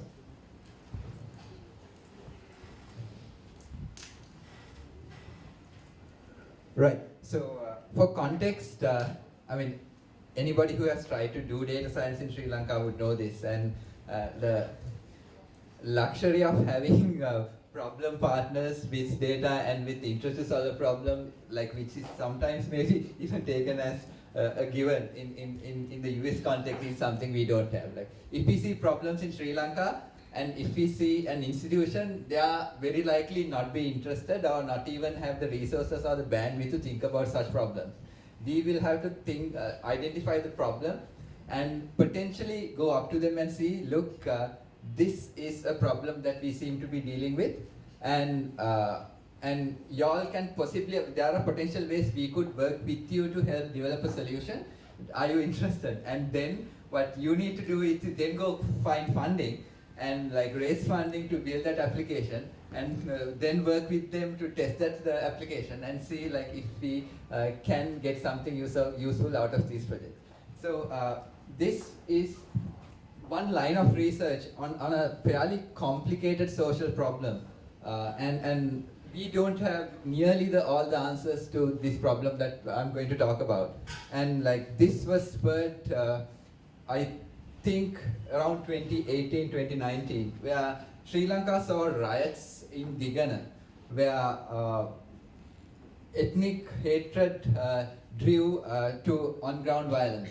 And one of the observations as a think tank who had anyway been working on digital rights and like how people use social media, we observed is that like this discourse got very toxic, and social media was a great spreader of hatred, misinformation, disinformation, all kinds of things. And it got so bad that like the flooding of almost what felt like targeted, coordinated campaigns around these topics made it really difficult for the few organizations who were on the ground trying to combat these things. So one question we asked at the very top is like, yes, like social media is one vehicle of this hatred and this misinformation. Can we use that, the fact that that information is available online and on these platforms, to do something about this? So if there are, for example, fact-checking organizations and journalists who are trying to work on these problems, can we make their jobs more efficient and easier? And can we actually build some of these tools to automatically detect this misinformation, disinformation, and campaigns on social media, and work with these actors to do something about it? But unfortunately, even way before you even get to building a fancy model, in Sri Lanka, especially for languages Sinhala and Tamil, where we want to really use this information, you don't even have the basic tools of building this. So you need, if you work with natural language processing, you need certain, I mean, for English you take these things for granted, and there are like ready-made libraries available for it. Everything from name entity recognition, stop words, all of these things are taken for granted. But for Sinhala, you have to build these things from the scratch.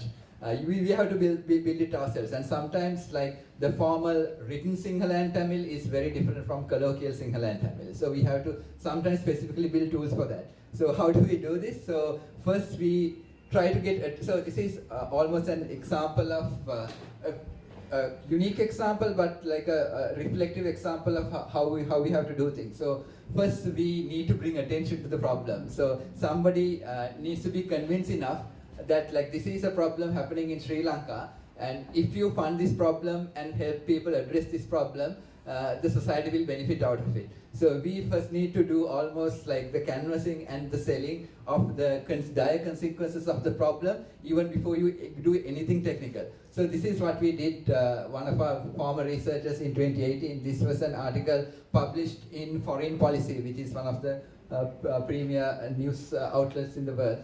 And there we argued that social media is a purveyor or a spreader, a carrier of misinformation, but we don't have the tools in the developing countries, especially under-resourced languages like Sinhala, to deal with these things, while computational tools and AI and machine learning tools can potentially come up with a solution. We don't have even the basic capacity to do this.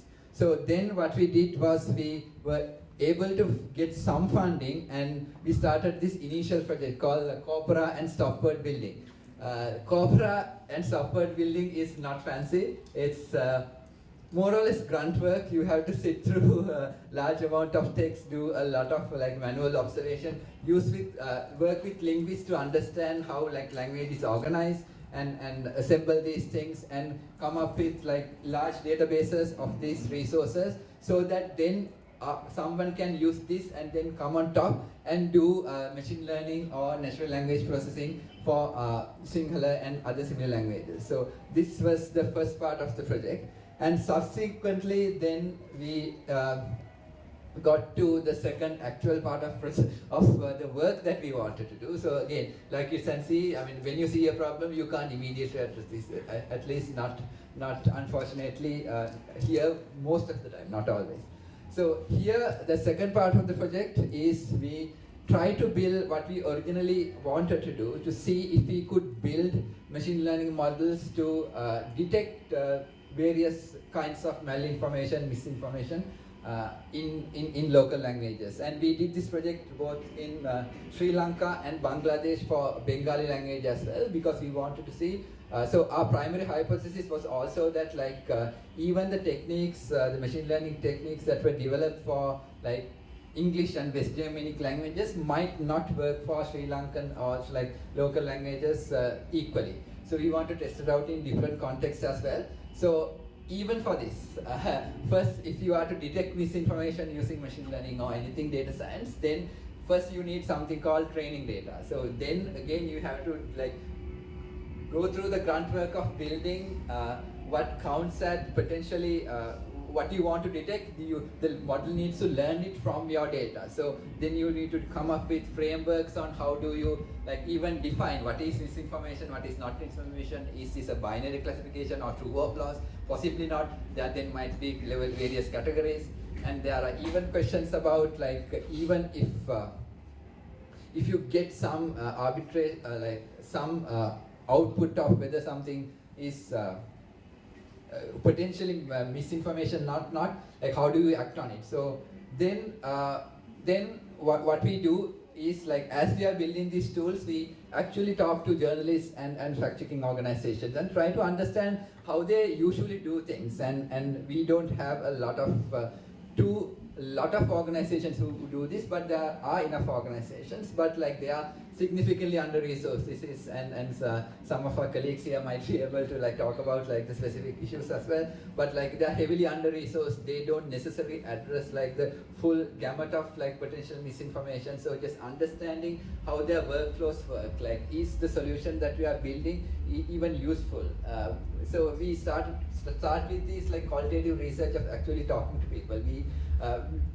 I mean, unfortunately, at the beginning, we have to make certain assumptions and get started because nothing will come out of it. But hopefully, as we go along the journey, we engage with like people who will be using our tools and then work with them. So this work we completed a few years ago, and we did a demonstration and some testing with fact-checking organizations and journalists. But what we realized was that while it was useful to an extent, like it had a few issues that didn't make it a viable solution in the long term. One was that for us to be able to continue to deploy this as a tool, you needed to update the data of what they considered as like quote-unquote ground truth and misinformation over time, because then only if like the patterns of like the misinformation being written evolves over time, you need to be able to keep up with it. Something that was developed in 2020 is not potentially be able to pick up on misinformation in 2025. So it's need to be continually updated, which is incredibly difficult task. Maybe you can partially automate it like with some of the tools, but it's by no means easy. A second issue was that we felt through our qualitative research that this is probably not the right point to intervene. While it could potentially ease their workflows, like having a machine tell you whether something is credible, partially credible or fully credible, they weren't too comfortable with it, and understandably so, I would say. because like they rely on extensive verification and validation procedures, and these models not being being able to like human understandable way explain how it arrived at like certain conclusions weren't potentially useful for them to rely on. So then we also realized that like over the course of doing this project, the field of natural language processing advanced quite fast. And as if you remember, GPT 2 or 3 came around 2018, 2019, and after that we've had like significant growth, and the possibilities of language models have also improved. So this is, by the way, usually the generic procedure of journalists, especially fact checkers, on how they go about like doing their work. First, in any piece of information, they look for claims, detecting claims that they potentially want to debunk or check, and then they do prioritization, and then they go about like retrieving evidence to see if something is like credible information or not, and then they do the verification. So what we've pivoted since then is actually, this is potentially the only use case of a large language model we are going to speak about today, but we are actually using a large language model to intervene at a different point of this operation. So we are helping in this first part of this operation where they are going through various like news articles and their sources, and we are helping them summarize these articles using language models, which is an easy thing, potentially easy thing to do like these days. And we also pick out testable claims that are embedded within those articles. So like if it's like a 3,000 word article, rather than like a journalist going through 5 of them, which would take them, I don't know, 3 hours, you add a URL to this system, and then it will pick out the testable claims which can be counted at facts like in this article, and then they'll also link, the model will also point out where you can find additional information about this news item, and then it will make their operation or the process more efficient, but it does not intervene in predicting whether something is credible or not. And this is, again, now we built this, now we are in a 6-month evaluation cycle where we are doing about like 2 rounds of iteration. We do 2 months of testing with journalists and fact checkers, get their feedback, and go back to improving the UI features and both the cosmetics and the functionality of the tool that we built. It's called Dissect. And then hopefully towards the end we will have a generally usable product which we haven't decided whether we can make it public or not, but it's being tested. So this is just to give you a sense of like what it takes to get something even like remotely useful like off the ground when you are doing work in countries like Sri Lanka with like the constraints that we are dealing with. So this is the more extensive example I'm going to talk about. I'll also just sprinkle in like a few other interesting use cases, both ongoing and in the past. So this work, most of this work I was not part of, and if you all want more information, Sri Ganesh is probably the person to talk about it if you are still interested, because it was like Sri Ganesh was formerly the team lead of the big data team at LIRNEasia, and he got much of this work started at LIRNEasia, and this line of research is based on mobile call detail records. So a mobile call detail record, for those who might be wondering what it is a record that gets generated for billing purposes by mobile providers, and we anonymize this data, put good data storing and governance structures in place, did all those nice things. And what it allows you to do is it allows, especially at like a population scale, it allows you to understand people's like mobility patterns in large scale. It might not be fully accurate at an individual movement is not tracked, that's not what it does, but each time you take a call, the records get generated, and if you are connected to a certain tower close to the place you took the call from, and you move through a city from your home to your workplace to entertainment, so those traces at a low resolution will get generated, and this data again is anonymized, and if you aggregate that data, you will be able to understand like the movement patterns of people. So what this allows you to do is to understand people's large-scale movement over time. It will allow you to understand, so for example, this first paper is understanding the impact of urban infrastructure. And if I'm not mistaken, this was the impact of the E3 highway that was between Katunayaka and Colombo. Did it save travel time of people traveling from Negombo to Colombo? Is something we were able to, with reasonable confidence, quantify at population scale. And the second one was another paper on understanding internal migration within Sri Lanka. So this was almost a framework. We did some evaluation and testing as well. I think this was right after you left. But we started it. Yeah. So this is so people move even within the country for economic purposes, like during different parts of the month. Like, what are those pattern likes? Like, during certain months, are people likely to come out of certain regions and engage in economic activity in certain other places? So what does this information is potentially useful for planning, for understanding how people find economic opportunities to sustain their livelihoods. And the third is not LIRNEasia work, but we are also trying to replicate this work. So this was published in Nature, and it was actually one of the authors is former LIRNEasia collaborator as well, like Joshua Blumenstock. But this was during COVID-19 pandemic. I think the study was done in Togo, and they used features derived from mobile call detail records to estimate, to prioritize giving support to people, economic support to people. So in addition to the mobility characteristics, what this data also contains is some signals around people's socio-economic well-being. So it's the number of calls you take, it's the strength of your social network, it's the patterns of what you call reloading and reimbursing your account and your spending habits.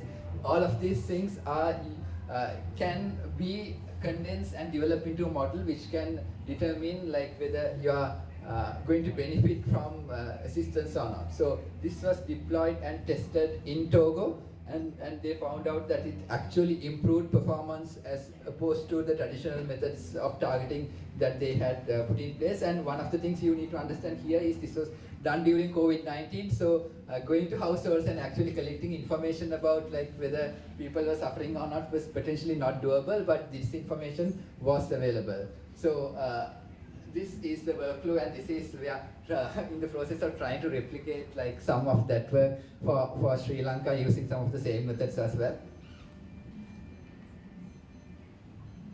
This is also another interesting project, not necessarily based on a project partner, but like there was this interesting phenomena that we observed. So if you look at this first map, so Sri Lanka corresponds to this. Sri Lanka is one of the least urbanized countries in the world based on official statistics, and actually based on some quirk in our definitions, the urban percentage of Sri Lanka has actually come down from 1971 to 2012. It's not because people have not been urbanizing. It's because there was like this drop happened, I think, in 1980s due to an administrative change where there used to be something called town councils as opposed to municipal councils and urban councils and Pradesh Sabha. Town councils, as opposed to being moved up into urban areas, was actually moved down into Pradesh Sabha status. So all the people who were living in those areas overnight became rural as opposed to urban, regardless of whether they were living in a city or not. So even now there are pockets around Homagama town which are rural, officially rural, There are places, I think, even around Kalania, around that area, not Kalania, but like close to that area, which are considered rural. So, I mean, as you can see, like, while every other country has significant increases in how many people are living in urban areas, Sri Lanka actually is the only country which has gone down. So, what we wanted to do is, why this matters is, so budgetary allocations for certain projects can be based on whether place is urban or rural. Certain projects that development partners or others are going to implement are going to be based on this. Even the surveys that we do are survey statistics on like urban poverty versus rural poverty is going to be based on this definition.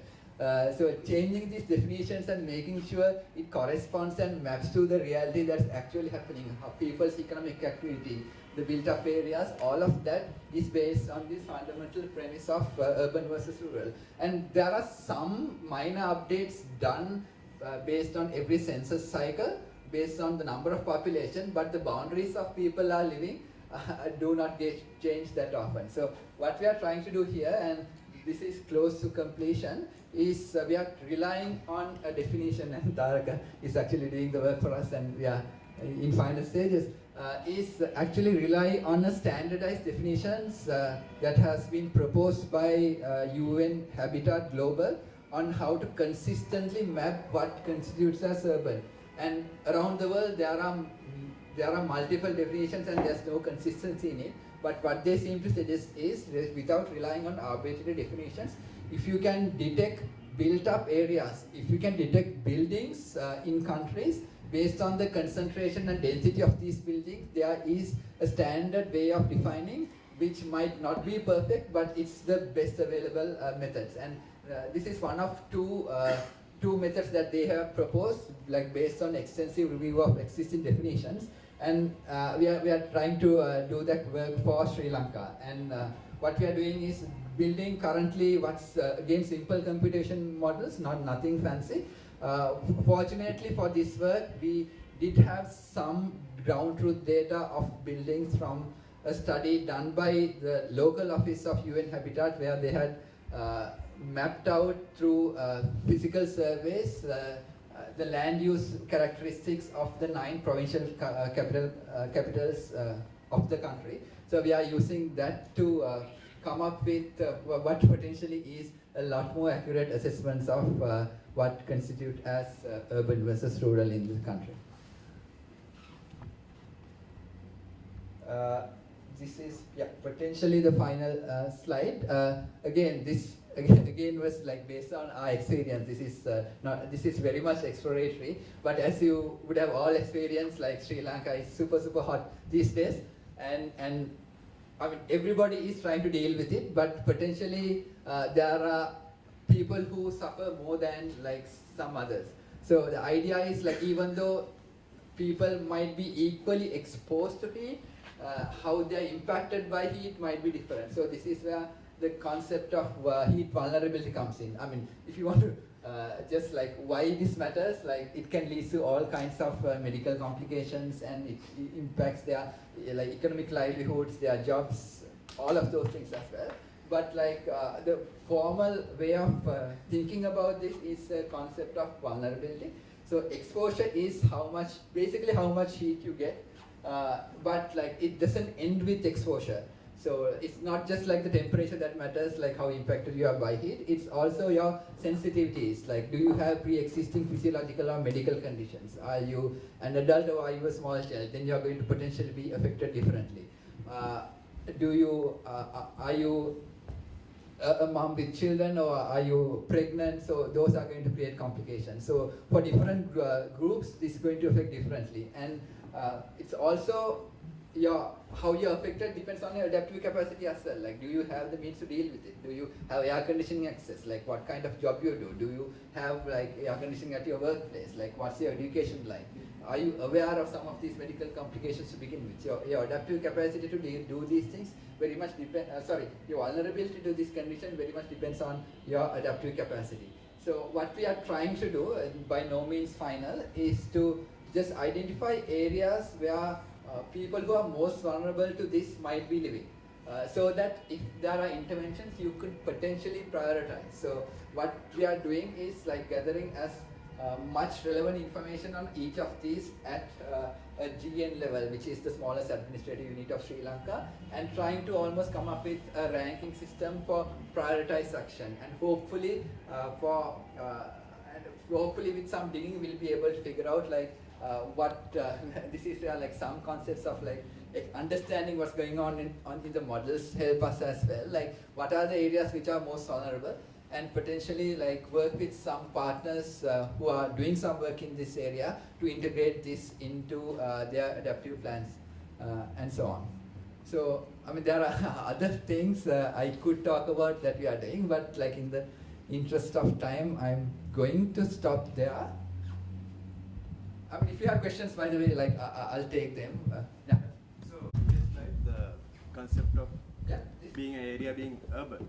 So how do you consider the fact that the area of the geographic area of the district, or factor in the area that a population can stay? For an example, if you take areas like where we have reserved areas like forest and all, their populations, people can't live there. So how can you factor that in? Or like, are you bringing the population factors also? Right. So the assumption there is first like it's two levels. The first you based on like satellite imagery and applying like computation algorithms, you detect whether like a given pixel of that image is a building or not. That you can do very reliably based on current estimations. Then what you do is for each pixel you consider what's around that pixel, like what's the density of other built up pixels around that area. So based on that percentage, so there's something called a walking distance circle in this calculation. For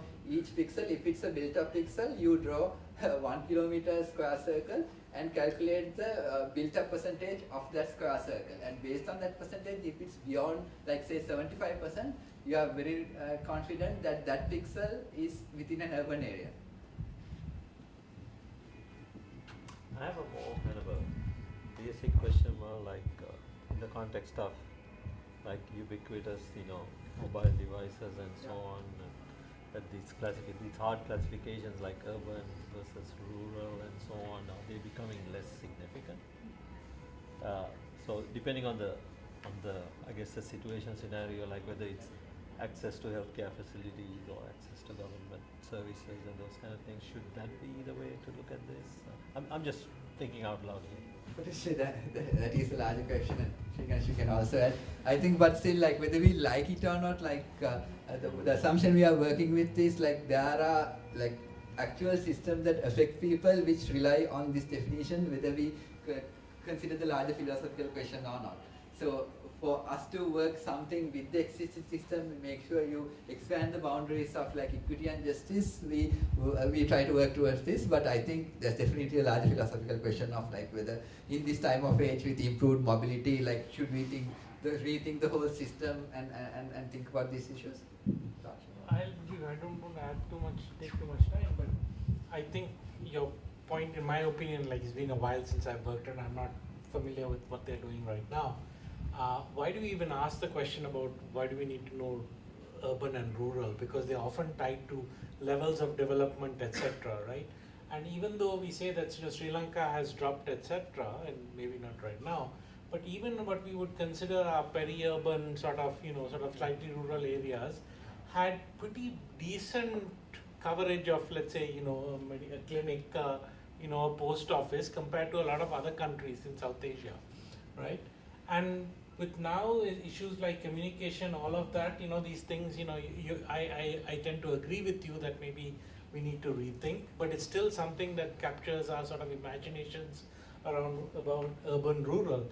But the other thing why I think maybe the shift will happen, again, my view, not necessarily that is what it is that agglomeration to some extent still matters, right? Where people concentrate, right?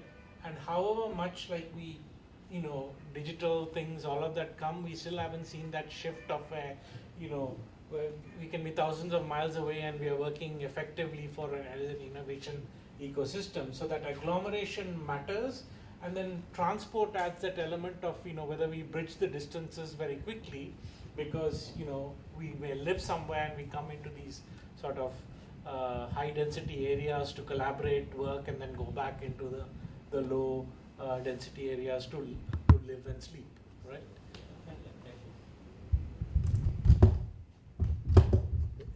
Can I ask a very quick question, follow-up? I'll have your attention as well. The technology, I mean, I'm not a computer scientist, and I'm an retired educator, but I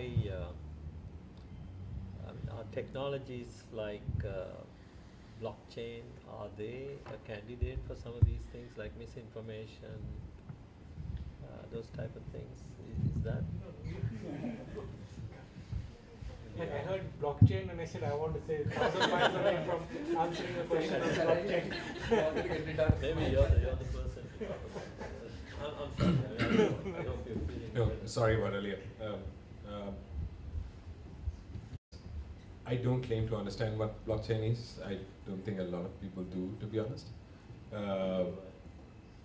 I'm sure like technology has promise in helping solve these problems, but there's more hype than actually useful, I think, currently. Use cases, I just add sort of, like you think like, a country like Sri Lanka, I sort of would agree, like, land records, as a sort of a blockchain could make sense because, we have these issues, especially even in South Asia, right, where land records is a very hot topic of who actually owns land, doesn't own land. Having this sort of blockchain could help. But a lot of other things, I think, we kind of forget about. We are so caught up with the quote-unquote sexiness of this distributed, and we are going to do all of this, but forget about the amount of energy it takes to develop one, right? So whether it's even sustainable and does it need to happen, I'm not quite sure. I'm just talking about blockchain. I'm not talking about crypto at all. Crypto, I have no clue about. Because I've heard that like banks, for example, and some of the multinationals, like in the US, are using blockchain in a limited capacity, just kind of feeling it out. And that's why I thought, because I've read that it has the capability to kind of track things, right?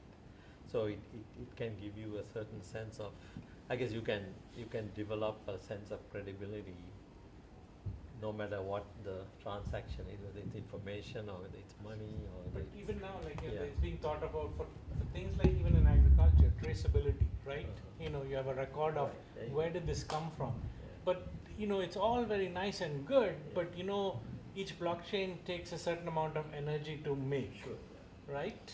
And then does it make sense? Is the benefit so much more than the sort of, I think these are unanswered sort of questions for me. So I'll quickly respond to your earlier question and perhaps lay out a few other possibilities. Like completely agree that this is a crude classification, but like some other things that we're also exploring is this is just like binary, whether something is urban or rural or not. But there are other interesting use cases.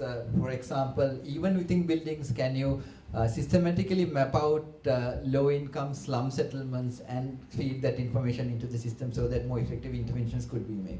And there is, I saw recently, this is an example from the US, so like what this technology fundamentally allows you to do is to understand changes to what's happening on the ground. So if something was like a building and it was like demolished and there's a tree planted, it will pick up on it.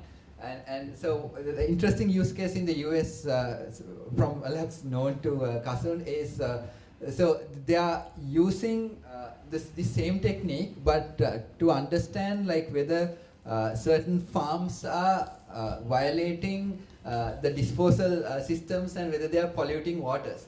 Can you pick up on that? I mean, maybe there are interesting use cases along the Kalanni River for Sri Lanka. I don't know.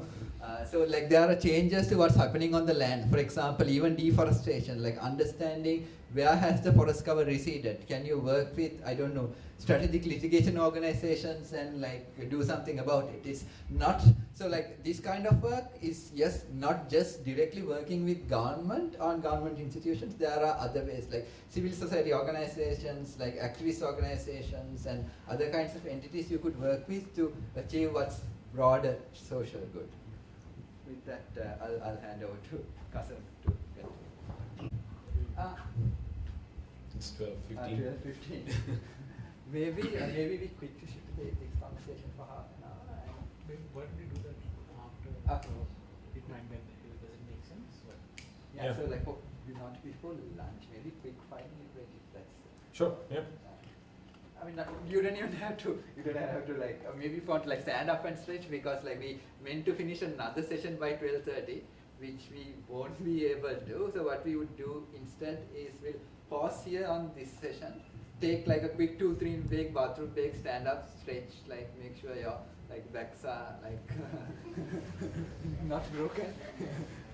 but we'll finish the morning session with like a condensed version of that last session that we had planned, and we'll, instead of 1 hour, we'll try to keep it to half an hour maximum. I mean, of what we will not be covering.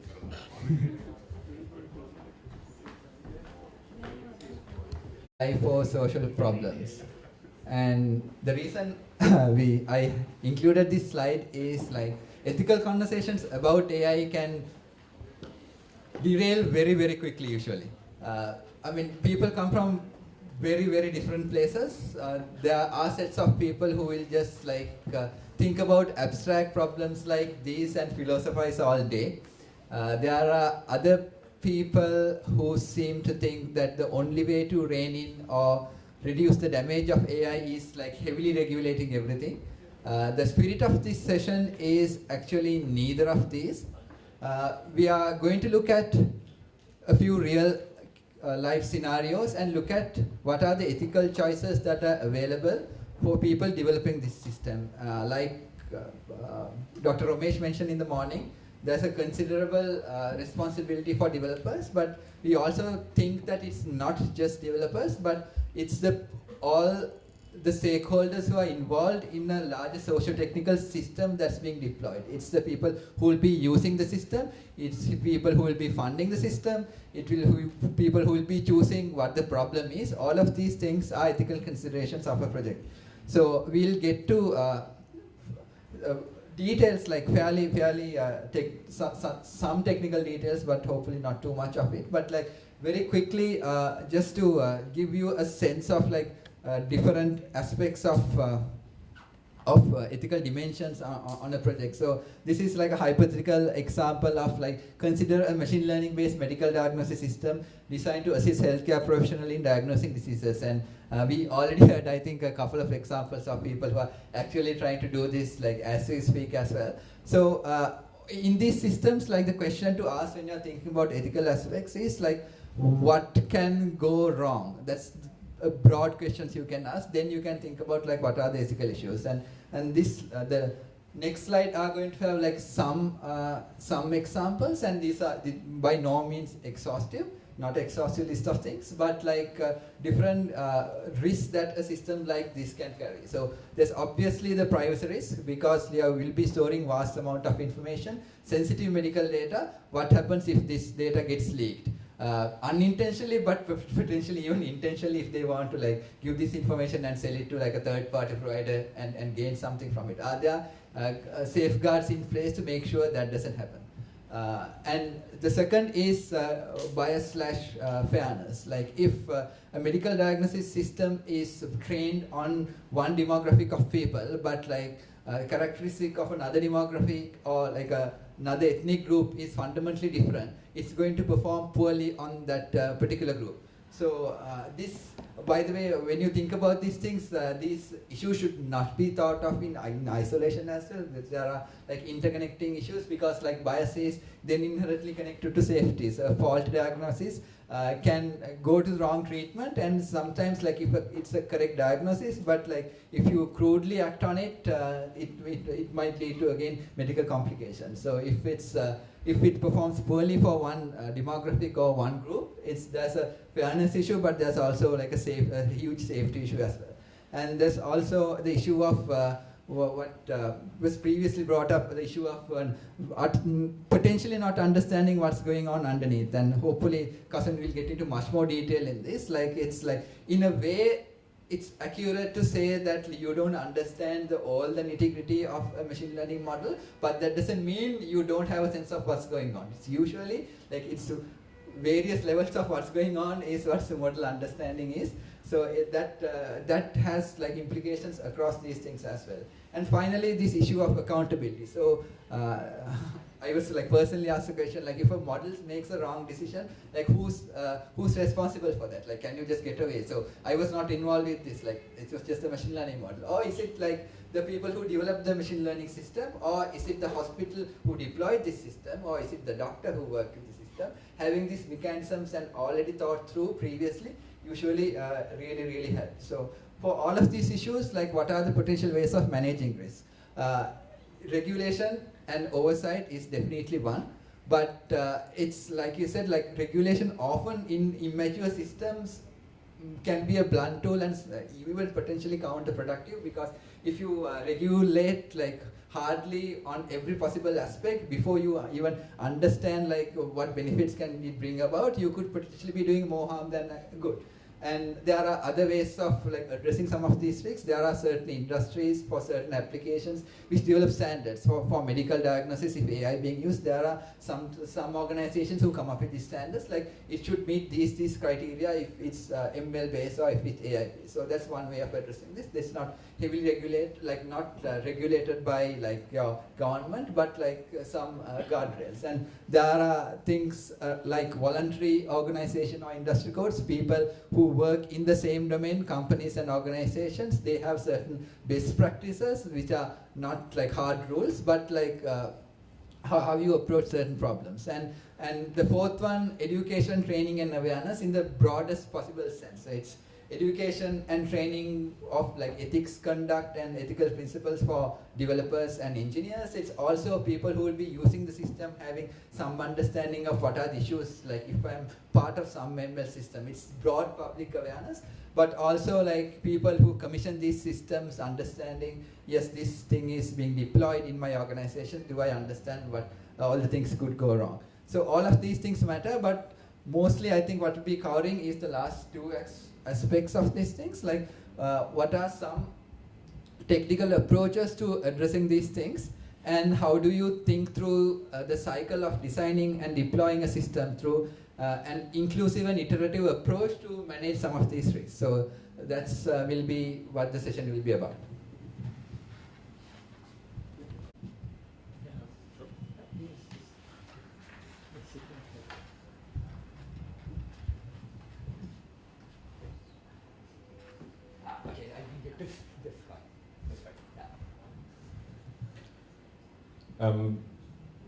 Yeah, so I think this session, sorry about earlier by the way, and hopefully this will go better.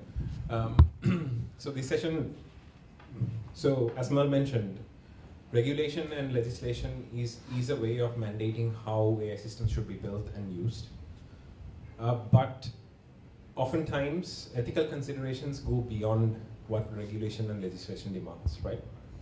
And as data scientists, machine learning engineers, there are things that we can do today to ensure that systems are built ethically and used ethically.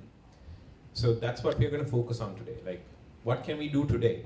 Regardless of regulatory requirements, what can we do in designing, mapping, and deploying AI systems, right? So a typical AI project in a public policy or a social good application has three kind of characteristics, right? One is it's rarely fully autonomous, where it's mostly a human and an AI model working together as a combined decision-making system, right? So the ML model is giving you a recommendation or a prediction, and the human is acting on that. And the second one is, typically these are used in very resource-constricted environments where you're using the AI model's recommendation to allocate a very scarce resource, right? In the cases of the examples that I was talking before, the common element was that there was a scarce resource that needed to serve a lot of people who need it. How do we pick the people who most need it, right? So that's where the AI model came into play. And the third one is, which we didn't get a chance to talk about, but there are typically efficiency goals, effectiveness goals, and an equity goal in the problem, right? So we want to use these resources efficiently, be more effective with the use of it, but we want to make sure that we are allocating resources equitably as well across different demographic groups. So these three elements are very common in all the AI applications that we do in this space, right? So if you remember, I mentioned that typically these type of projects go through three different stages. One is scoping, one is model development, the last is deployment, right? So these ethical values, we can be very specific with them, and in the scoping phase, really plan them out. In the model development phase, we can build them into the AI system. We'll discuss on how. And the last stage, in the deployment stage, we can actually monitor whether the values that we wanted to inculcate in the model are actually being deployed and implemented in a correct way.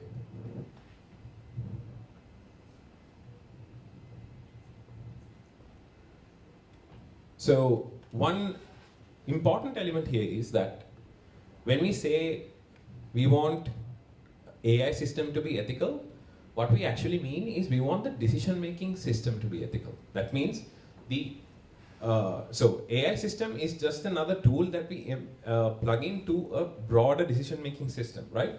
So the rental assistance application that I was talking about, the decision actually is whether we give money to this person or not, right? The AI model is giving a recommendation to help that decision, but what we want to make ethical is not the AI model, but the decision itself, like, right?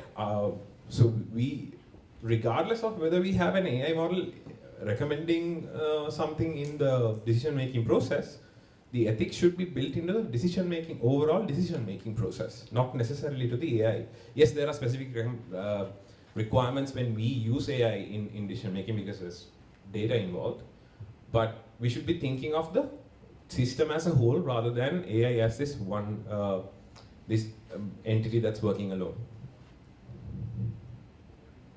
And the other important part is these decisions, Merle touched on this as well, are not up to only the data scientists or the AI person who's building the model. It's all the stakeholders who's people who are implementing this on the ground, right? The policy organization, government organization, or the nonprofit who's going to act on the recommendation of the ML model, the people who are designing the ML model, and the third group is people who are affected by these decisions, right? So if it's a loan application, like AI model actually deciding on smallholder farmers' loans, those farmers should be also consulted and participating in the design of the AI project, ideally, because they are the ones who will be most affected by the decisions made by this AI supported decision-making system, right? Skip this. Privacy, security, and confidentiality. This is a topic we spoke about with Dr. Romesh as well earlier, and we talked about pushing to open data up, right? One of the tricky things here is, while it's great for collaboration to have push for open data, some data sets, especially in government service delivery, it's almost impossible to open up, right? Imagine a case where someone's past government service usage history, right? Aswasuma, Samurdi, or something like that. It shouldn't be out in the open that person A was using these services for everyone to see, right? So, but that data exists, and that data could be really helpful in making individualized decisions to support people get more services like that. So how do we strike that balance is the important conversation. And it's not closing fully down or opening up completely. how do we find that middle ground where it's open with certain protections in place to certain people so that the data could be useful in decision making, but preserving necessary privacy elements of the people who are reflected in the data to the outside world, right? Does that make sense?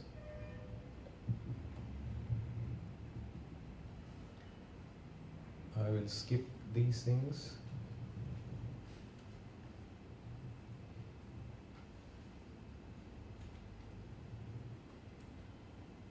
Right, we'll because we are cutting this short, we'll directly go to two main elements that we talk about in ethics. One is fairness, the other one is explainability. Explainability we already touched upon a little bit from the morning session as well. One important thing I think we need to, is important to get across is that we are not trying to make ML models fair. What we're trying to make is outcomes fair. That's not the same thing, right? Because we don't have to act on an AI model's prediction, right? We can, if there's an AI model, there's an action taken on that prediction, and there's the outcome. What we want to make sure is that these outcomes are fair, not necessarily the prediction. So, for instance, the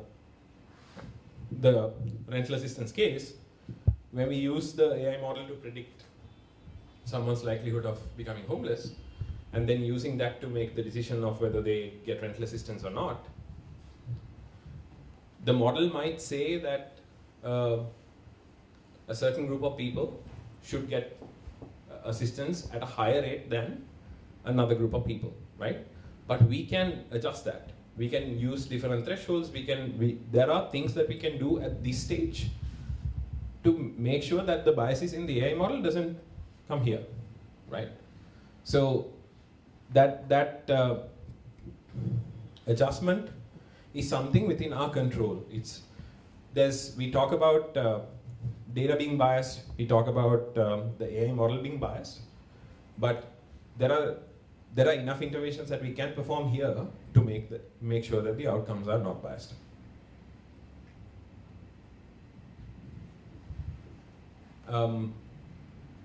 And it's not just the data that results in biases that perpetuate through the system, right? There are modeling choices that we make throughout. So, for instance, think about missing data. We put some value to replace missing data in the data sources that we use to train the models, and we just sometimes blindly use average as that. So average will contain more information about the majority than minorities, and now we are kind of seeping other people's information into minority data, right? Like stuff like that, little choices that we can make can seep biases into the AI model and the outcomes. So thinking through the entire pipeline is very important.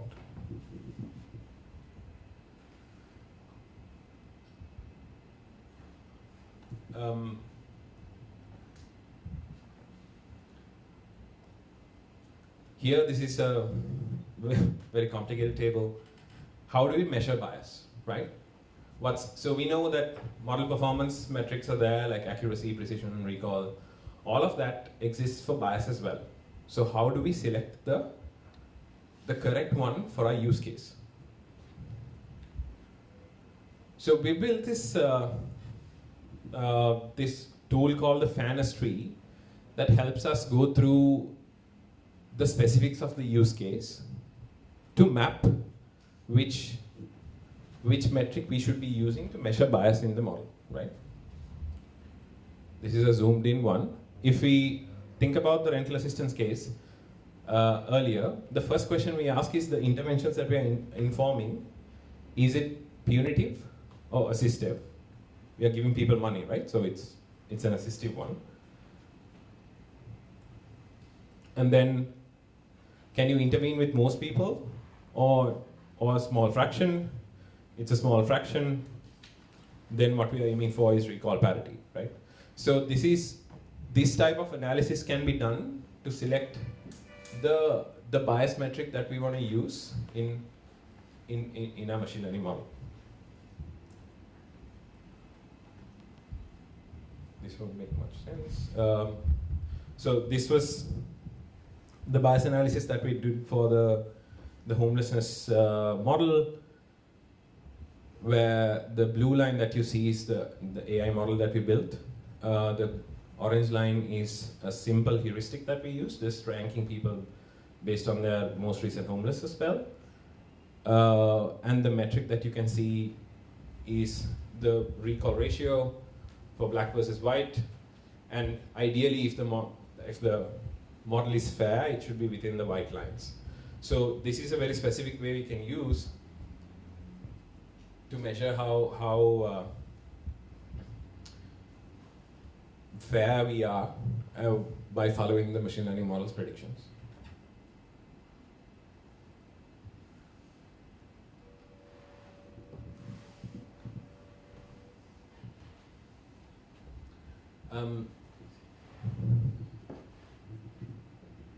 I'll get through this. I'll try to get through this. So the last element, explainability of AI systems. Explainability of AI systems, right? We spoke about what explainability means, and that we kind of agreed that we need explainability in AI systems. But one thing we need to think through is, why do we need explainability and who needs explainability? So one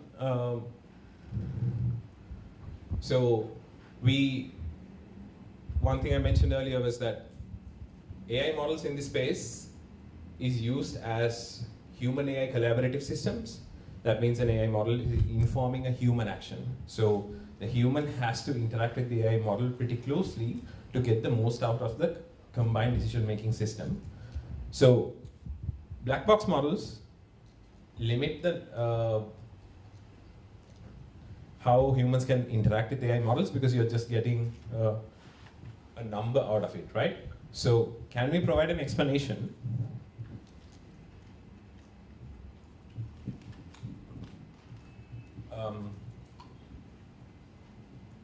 so can we add more context around that number, around that prediction, using an explanation, so that a human can get more information out of the machine learning model, is what we are trying to think about here.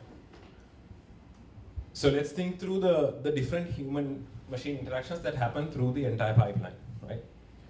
So initially, there's a machine learning practitioner interacting with some data to solve some problem and develop a model. And typically, it goes through some approval process. And that approval process has some organizational leadership or regulator. There's a second type of human-machine interaction that happens. Then the model gets deployed. If it's a fully autonomous system, it directly goes to an action. But in most situations, it's used as a decision support system, where the model is actually informing some action taker. And that's a third person that interacts with the model. And finally, there are individuals who are affected by the decision that's made based on the model, right? That's the fourth interaction. Each of these stages would have very specific explainability requirements, right? The ML practitioner would like to know whether the model is error-free and whether how can they improve that model. The regulator or the organizational leadership would like to understand whether they can trust the model enough to deploy, right? The action taker has two main questions that they answer.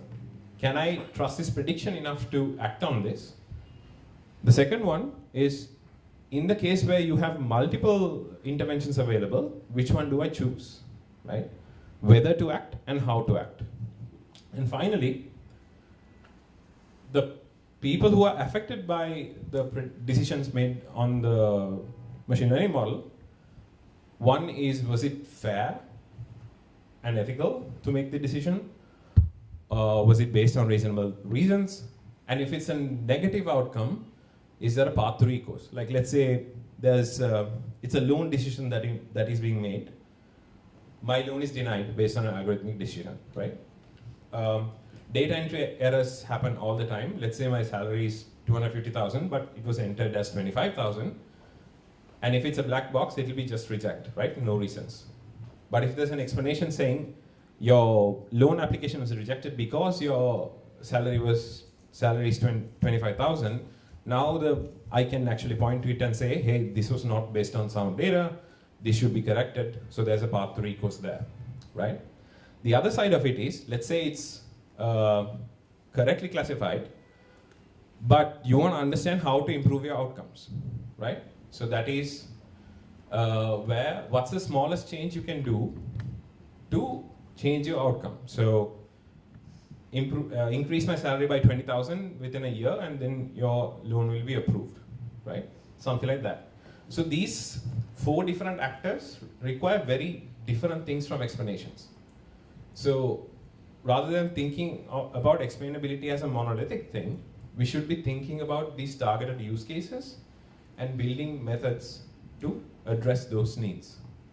So currently, how the explainability research has gone about it, though, is that we've developed, quote, general purpose methods, like if you heard the acronyms LIME or SHAP, and try to retrofit them into these use cases rather than really developing methods for specific use cases. So that's how I would encourage to think about explainability in this domain is who's the human being interacting with the machine learning model? What do they want to do with the explanation? So let's develop explanations that cater to that need. So this was definitely not an exhaustive list. These are some important things that has come up in our experience working with these problems. These are some of the resources that I would like to point to if you are interested in further reading about this bias and explainability research.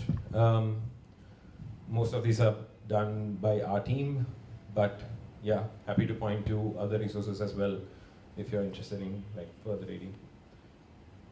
I apologize, this may not have been the most coherent presentation I've done, but if you have questions, I can try to answer. Kasun, I would like to know, the slide says, you said it's not the model that we are trying to see, but the outcome. So if we are not looking at the model to see the biases, then what produced by a model is the outcome. So why not see the model as well? Say, for example, how much data that you get to train the model. Isn't that part of the model too? It is. I may have misspoke there. So I'm not saying that we disregard the model. I'm saying that it's not the only the model that we're trying to debias here. Can I answer that question? Because I think it's the 2 different lenses from which one is looking at it, right? From a societal perspective of someone whose life is going to, let's say, get affected by this decision, then, or the general public, then it's the outcome that matters. And that is made up of, if there's an assumption of humans somewhere in that decision-making system, right? Even if it is like, just to say, okay, this is what it is. How have you built that entire structure, part model, part where the human comes in to minimize? So let's say, you don't have, sufficient explainability in your model, you've gotten it as far as you can go. Where does the human come in to sort of make it? And it's that overall thing that who's the outcome that you're trying to make sure that is fair, because that is what is needed from a societal perspective. Part of that will come from the machine learning model. That's, I think, what he also says, that correct me, why it's not the model is you can potentially get away that if certain predefined criteria are met for model performance and you meet those things as a developer, but still if the actual outcome and the intervention on the ground is unfair, that you meet certain fairness constraints, predefined constraints, I think doesn't matter. That conversation, actually, I don't know whether you know Nitya Sambasivam's paper, which clearly outlined how the model building are far away from the decision affected people, right? It was a Kai paper, if I can remember. remember. Like, I have never seen a model that comes, developed from all stakeholders being taken place to take the decisions, like what kind of outcomes that, Right. So develop the model. Let's take a very specific example, right? Like, so the rental assistance case. The decision is they can help 100 people a month. They can give money to 100 people. How do we select that 100 people, right? So we could either take the 100 people with the highest risk, regardless of any societal attribute, right?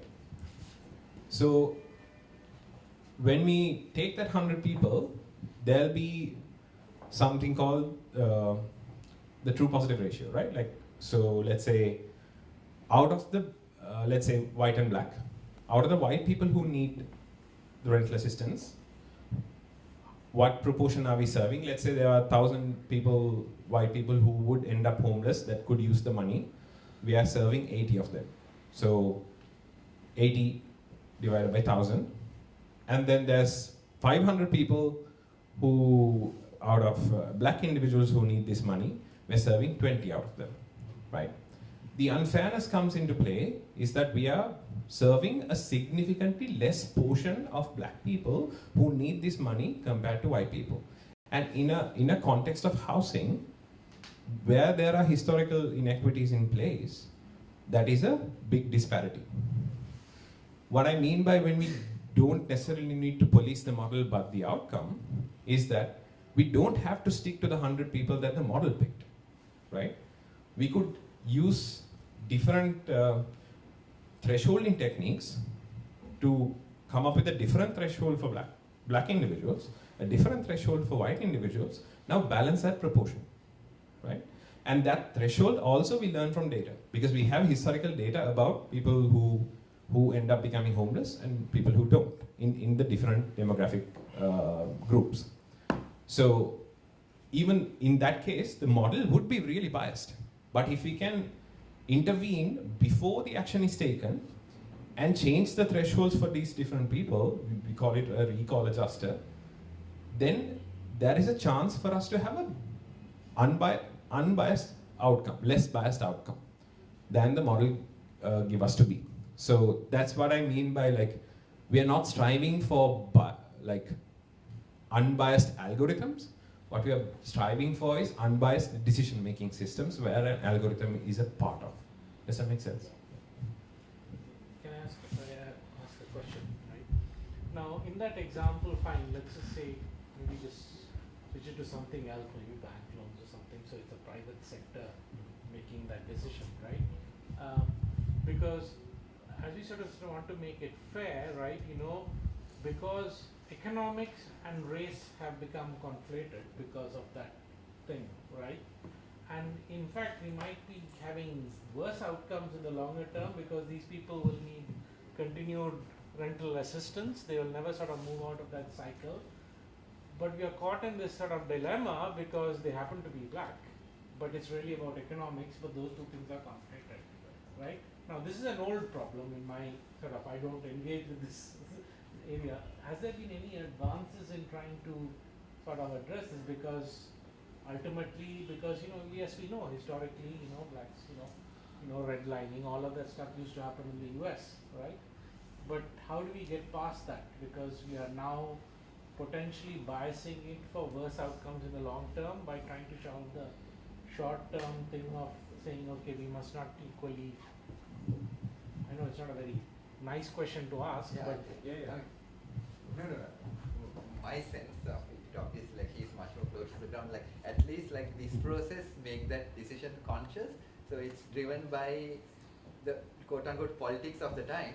But like the politics is very conscious that you know that you are like putting certain constraints based on certain things. Then if you don't absolve the responsibility to the model. Exactly, and in contexts like these, we are trying to choose between a very poor white person and a very poor black person, right? So economically, almost they are in the same realm when they come to a point of getting evicted and trying to receive subsidies from the government to do that.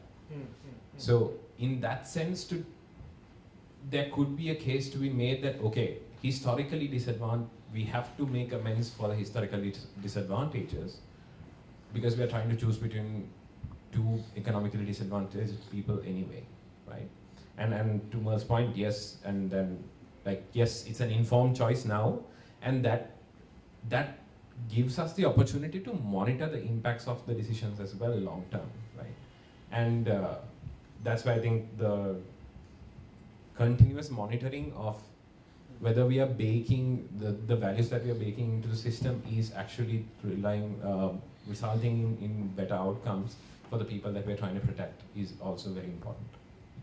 If race is not the right variable, then if you think there's another better variable which captures the, maybe you can. 2019 to 2020, there was Murex paper, right? Yeah. It sort of dealt with this from the bank loans perspective. Right.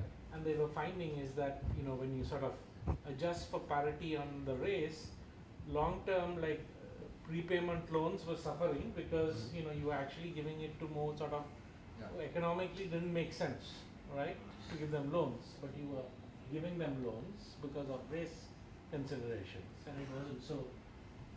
How do you sort of? And even in the rental systems, I don't even know what is the right and wrong in that system. Yeah, exactly, right? Like this, it's almost there's no right answer, and in the case of rental assistance, it's a very temporary set of money as well. So, should you help people who would have a better chance of sustaining their income later on, or should you help the people who need it the most right now? Is also an ethical judgment that you kind of have to make, right? Because you can pay up to 18 months rental assistance, that's it. So should you help the person who needs a stopgap, or do you help the person who needs it the long term? Also, is an ethical value judgment. Sorry. Yes. So just taking along the discussion on fixing the outcome and fixing the model.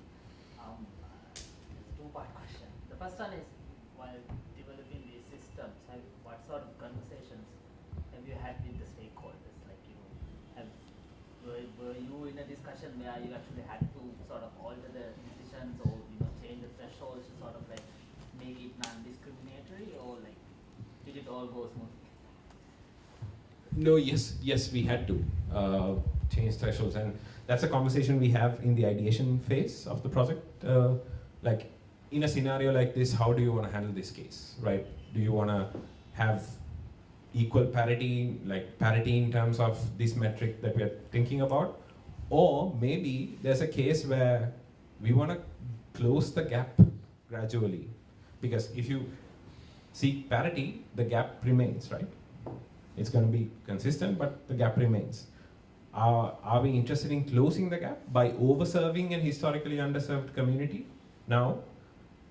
Then the conversation becomes, okay, like now do we flip the 80-20 towards black individuals and white individuals, underserved, like,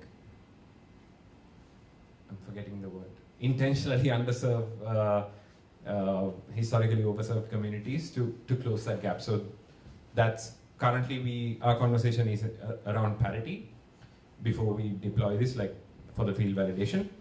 But like those are very specific conversations we have during the scoping phase with. But one thing that we're missing is that conversation happens between the partner organization, which is the County Department of Human Services, and us at CMU, not the people who are affected by this problem. So there are community organizations that we need to engage with who are on the ground trying to support housing services that we haven't done yet. So the next question is, maybe this is a little tangential. The predictive justice, which is a very big thing in US. I think the company called Carnegie Mellon, I can't quite remember. So there are a lot of states that use machine learning models to sort of predict when the next A, crime scene is going to happen, and then B, like, you know, who should get bail, or like, you know, on good behavior. So there are a lot of cases that I also admit that, you know, if something goes wrong, that's only get reported. There are a lot of cases that things go really out of control.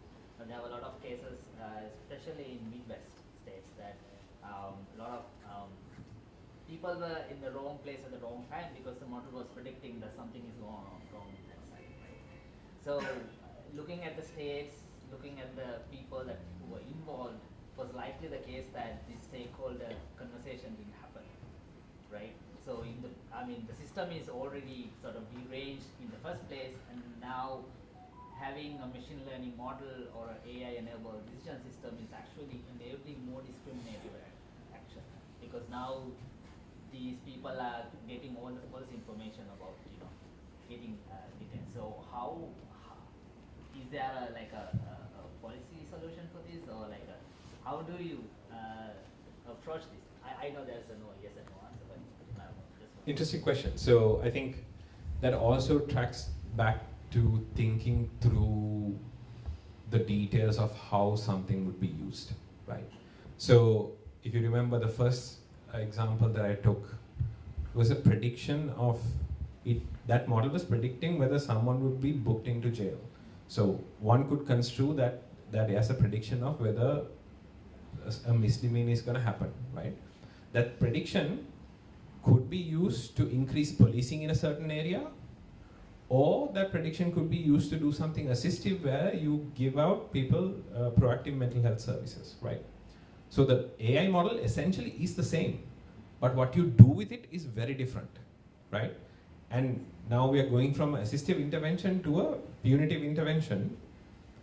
And so thinking through those details, and I personally would be uncomfortable building a system for a use case like that. In a scenario like that, as a developer, what sort of options you have? Like, you know, now you don't have the option to actually fix the outcome, right? The only option as a developer within the realm of the contract that you have, you might be a little conscious and then do something. How we approach projects, we kind of do have that control in a way that, like, we have the luxury of selecting project partners that lead to a social good outcome. So yes, it's tricky if you don't have that control. Yes, then fairness metric kind of changes. Right now we have to think about false positives in that case. Now we have to build systems that minimize false positives, because we don't want innocent people ending up in jail, like at the wrong time, at the wrong place situation. So if you don't have the luxury of choice in a project like that, then thinking through the details about, okay, what if I'm wrong? To like Merle's point earlier with the medical thing. So how do we minimize cases where we are wrong, but erring on the side of, okay, we can be wrong on false negatives. We are okay missing crime scenes, but let's not do false positives, like things like that. This is like, even if you never work for AI for social good organizations, but if you are in the private sector and you are asked to build systems, knowing some of these details, like in implementation, will at least allow you to understand what's going on. Yeah, like you are part of a, I don't know, credit scoring system that you develop, like understanding like decision points and how this gets used, at least will allow you to make better choices, even if you don't have like the full freedom of like a outfit like yours. Exactly, and I think that also goes back to like policing the outcome versus policing the model, right? The making that AI model fair looks very different based on the two actions, the two downstream actions. What a fair model means, right? So thinking through, like trying to make the actions fair rather than trying to attain like a theoretical fairness metric to a machine learning model, I think that's also a good place for it. The fairness we are talking about, is it like a politically correct fairness, or is it just a real fairness? So it looks like, so why I'm asking that is things like the discussion you all had about even the bank loan example.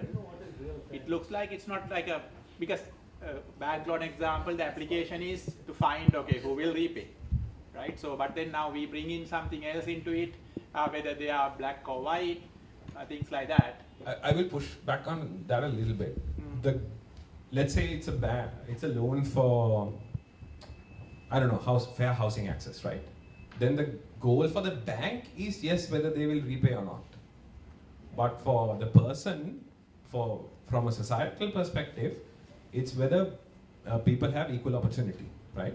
So I agree with Sri Ganesh. I don't know what real fairness is. Yeah, that is my question But actually. yeah, Why I'm asking that is because you also talking about looking at the outcome and refine the model. Yeah. I'm going to make, and let's say humanity in 5 years time we change our view on fairness. For 10 years time we change our view on fairness. But now we are making these models to understand fairness the way how we think now the fairness is, right? So what happens to the model? Maybe it's going to go wrong and we'll be right later. So it's exactly the previous point. Yeah, like you make that decision conscious and you know that this is what you are doing it for. Then if you want to like later make it and you realize you made a mistake, it's like it's the governing values of the times. Yeah, like and what you perceive to be the most equitable distribution of certain things. Yes, in the most abstract sense, it is politics in a way. Right. Yeah. In other words, it's reiterate that wannabe machine learning engineers need multidisciplinary, the field knowledge, and to be vocal at the right time when they're building the systems, right? And be very intentional about the choices that we make in building these machine learning models to inform. Yes, could our understanding change in 3 years' time? Of course. Then we'll adapt accordingly. But we'll be in a position to adapt is my question. So because we would have already put a lot. So small machine learning models fine, but then large language models and all this. I don't know whether we'll put in more training data out there that are not right. I mean, by doing this artificial, so it's more artificial now. What you're saying is, okay, let's change the outcome because of our world's view right now, while the data, because we are looking at certain aspects, right, whether black or white, for example, or that or this, but the model might be looking at 100,000 other things that we are not paying attention to, right?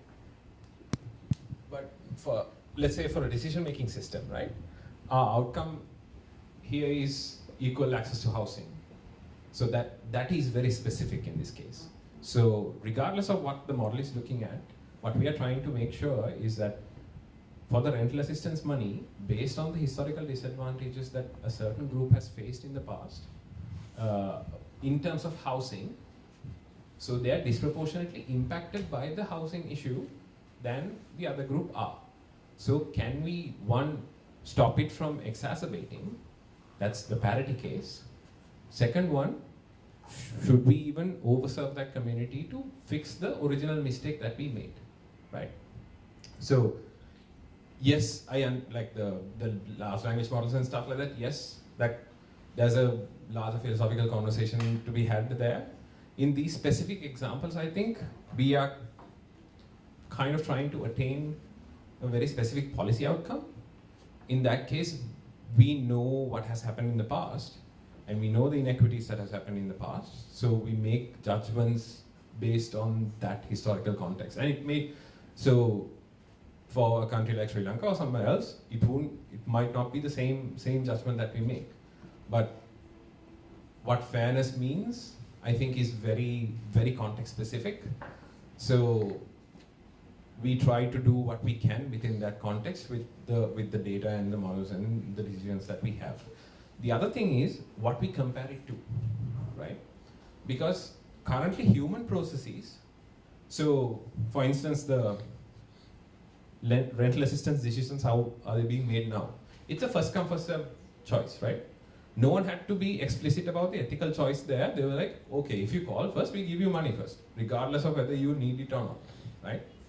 So this way, by incorporating algorithms into systems, that forces us to be very explicit in our value judgments, right? So I think people are okay with leaving things vague and outcomes being unfair, rather than being very specific about, okay, I care about you more than you because of this reason, right? In this instance. So as Merle said, so we make intentional choices now, we see how it goes, and if it doesn't work, we adapt. But at least we know why those decisions happened based on what reasons. Does that make sense? Does that answer your question? I mean, as you're saying, in reality, that department's life would have been much better if they didn't employ all at all. Yeah. Right? Actually, because no one's ever going to question anything they do. Right? They have an easily justifiable thing. So, So I just have this question on what you've been mentioning and what everyone else has been saying as well. So essentially, there was this research that was done on using AI for sentencing. And it was found that what the AI, this was assistive, right? So basically the judge is going to be there. The judge decides whether he or she is guilty or not. But they would just use this for sentencing. AI is only used for sentencing. But they found that in 9 out of 10 instances, the judges always adhere to the outcome of the AI. They wouldn't go beyond.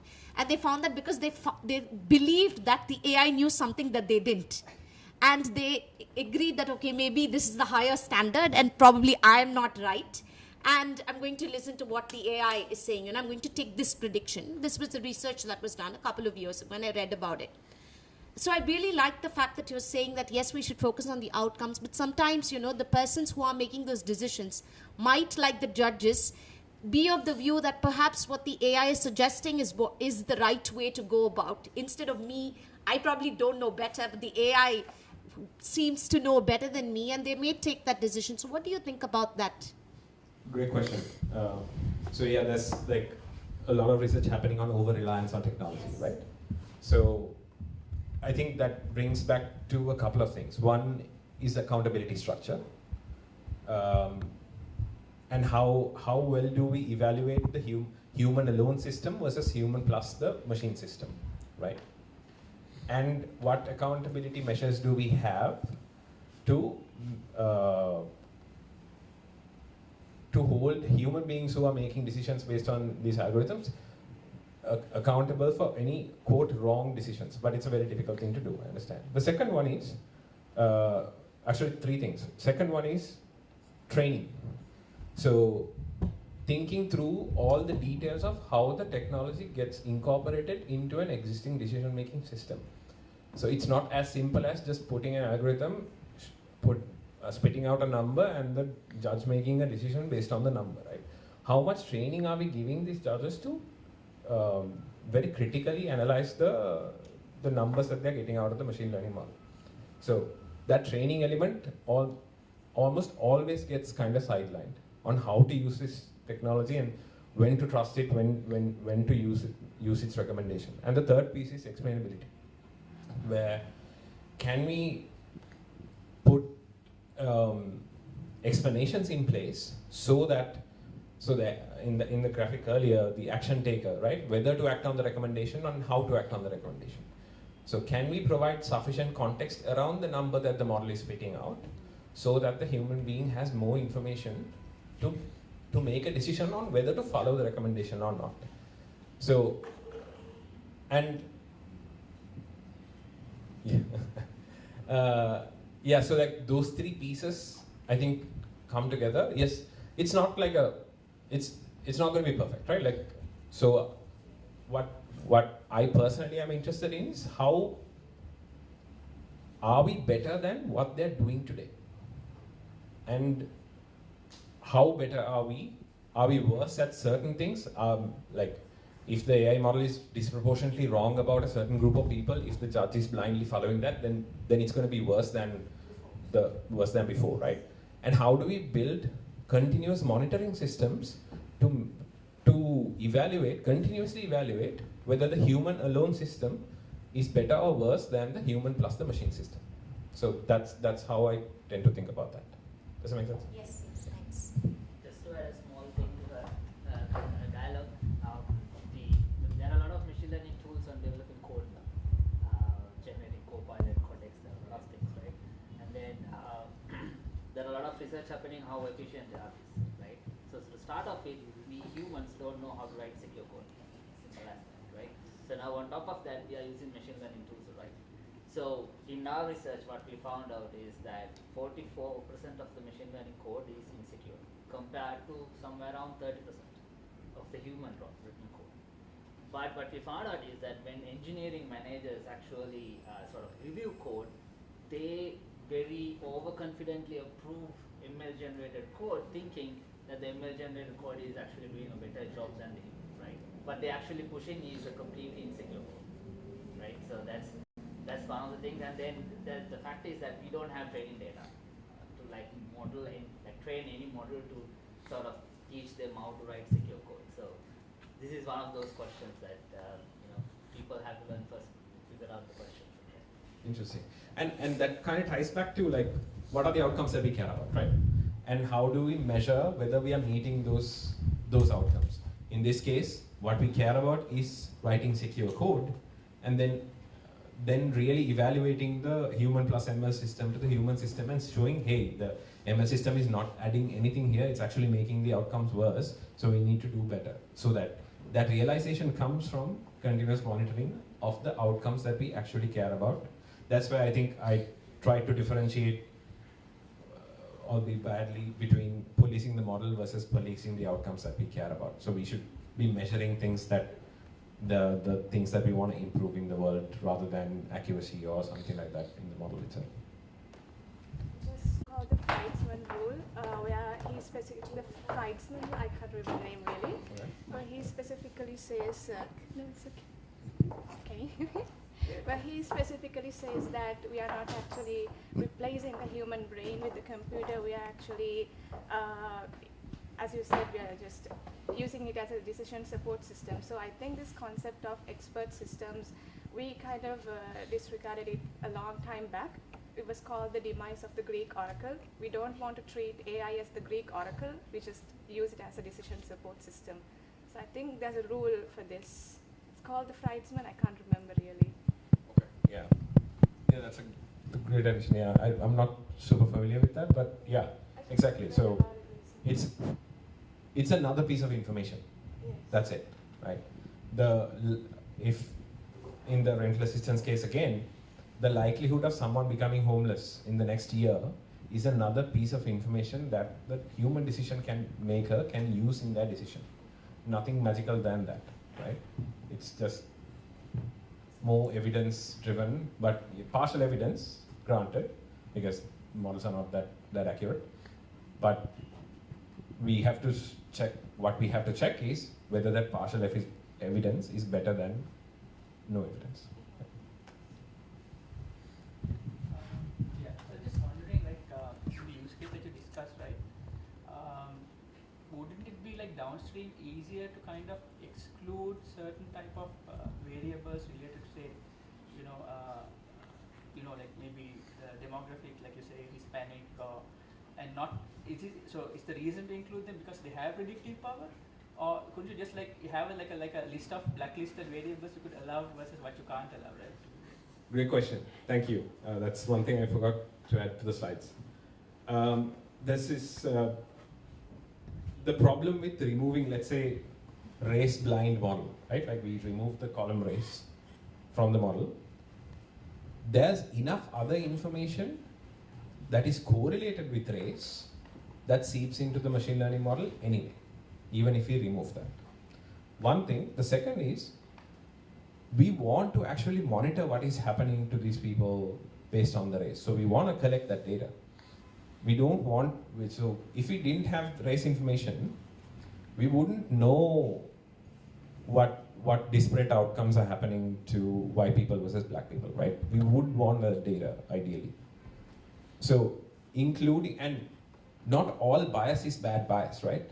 So I would argue personally, if a housing model is favoring black individuals, this is my personal value, I'm fine with that. Because there are historical inequities that we need to correct for, and the only way to correct for is by over-serving, right?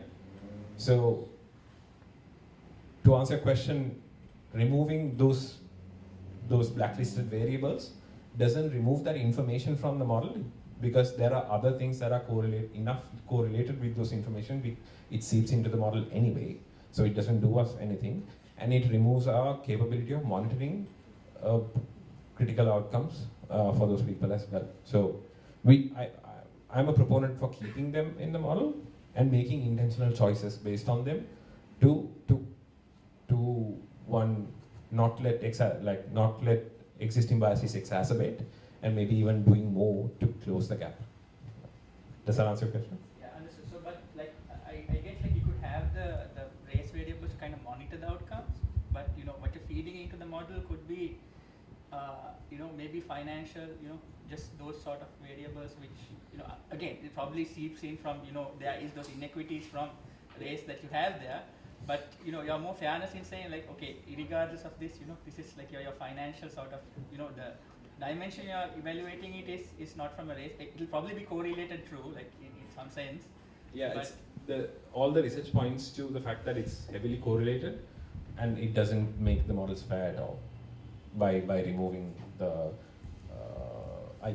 one of the papers that I had up actually looks at that. I also have a follow-up for that as well. Like I guess this is like a this one. What's that paper? What's the copy? That was at the journal. Like KDD has a journal version. So we did a empirical comparison between different bias correction methods. One, pre-processing techniques like removing race and different sampling of data. In-processing methods like regularizing the model to learn more fair representation. And then third, post-processing methods like changing thresholds. One thing we found was that only changing thresholds consistently gave us quote fair, like at least agreed with our value system outcomes. The others were inconsistent.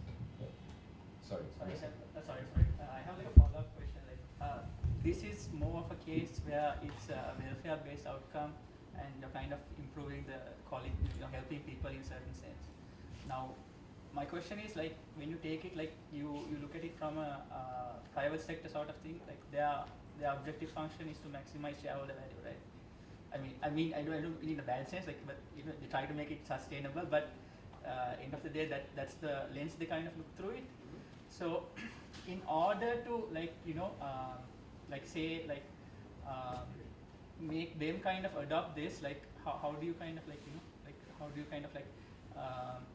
encourage that sort of thing, like, because like for this particular use case, I guess like you can kind of advocate it in that sense, like it's a welfare-based thing, and it has to be fairly.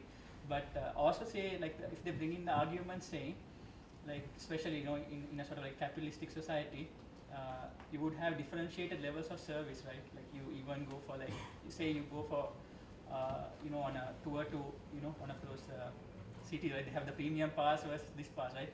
So if the interventions are structured in that sort, like you have a tier for where you have like an offering like in a capitalistic society. I don't know whether I'm articulating it correctly, but if they are gating access in that form, like how do you how do you kind of even a loan application can be viewed from that lens, right? Like the tiers of where you're kind of giving a person access to certain improvement in the quality of life. So, but they kind of put it as it's a customer sort of segmentation sort of thing.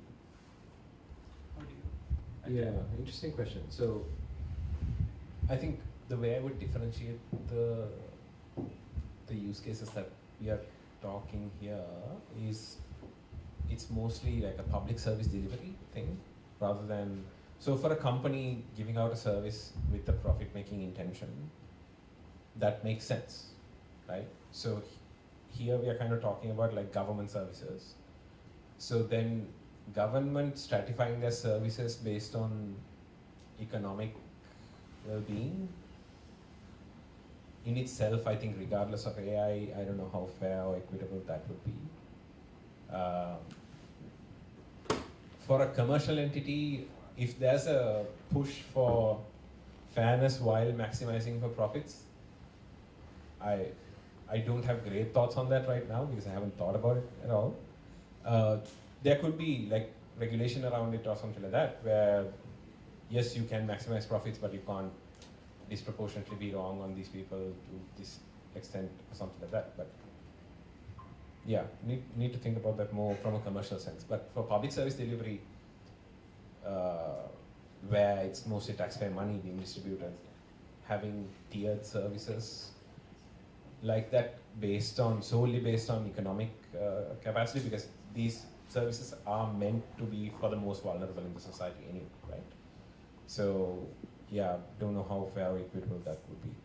No, no. Yeah. I mean, even in the most extreme case for me, like just even forget private companies, I was like always go back to like your only goal is to like maximize your winning percentage. Say, take a sport. Like if you are building a model and you want to maximize wins, like it doesn't matter whether you control for other variables or not. But even then, conscious interrogation of your model of what doing. If you are doing for this, I mean, you don't want like certain player types to get equal opportunity for you to win the game. Yeah? So even then, consciously interrogating, like if it's predicting if you do this play type, like in this particular part of the game, your like likelihood of winning increases.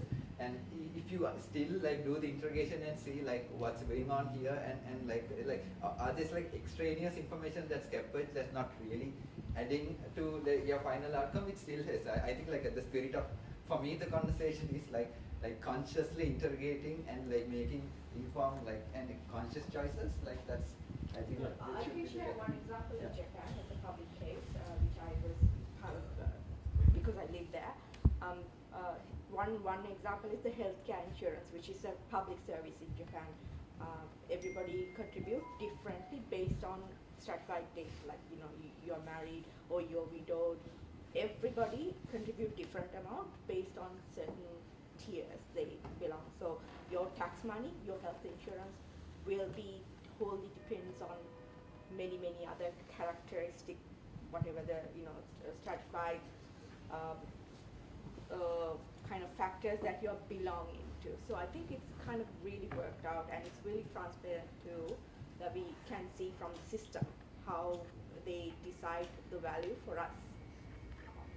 I don't know how they do it, but it's really transparent actually in the system itself. Just want to expand on that. Like, for me, the private sector, the question is, it's fair for them to maximize shareholder value being target number one, right? Then from there up, can you maximize societal outcomes that's also a right question, right? But then with newer things like now, these kind of ESL obligations and things of that nature, right? And we've had mixed results on that, and I'm not talking about in terms of AI, right? So there used to be specific funds like, stock funds, which were geared towards more responsible private sector actors, right? But at the end of the day, some of the big sort of, have decided to drop those because they're not actually doing much, and you're sort of foregoing shareholder value as the sort of most important thing. So again, going back to sort of Kasun's point, that anything better than what currently exists is a fair enough thing. But like on the public sector part, right, the question of, can you stratify in terms of your sort of, what you pay for certain kinds of services? That's a different thing from saying, you get this benefit or that based on what socioeconomic status you are. But the questions will come in different ways which have nothing to do with AI. So for example, let's say we're building some health, chatbot for Sri Lanka, right? And the LLM English one we can roll off maybe fast, but what about Sinhala and Tamil? Should we roll it off only when all three languages are equally competent, or can we start out with English? That becomes a little bit more of a tricky question, right? Whether you cater for any government service digitally for everyone, but disabled people are going to have a hard time to access that service on day one. Is that still okay or not? That's the kind of questions. I mean, I'll argue that it's okay as long as they're in the plan, but it may not be okay for everyone, all right?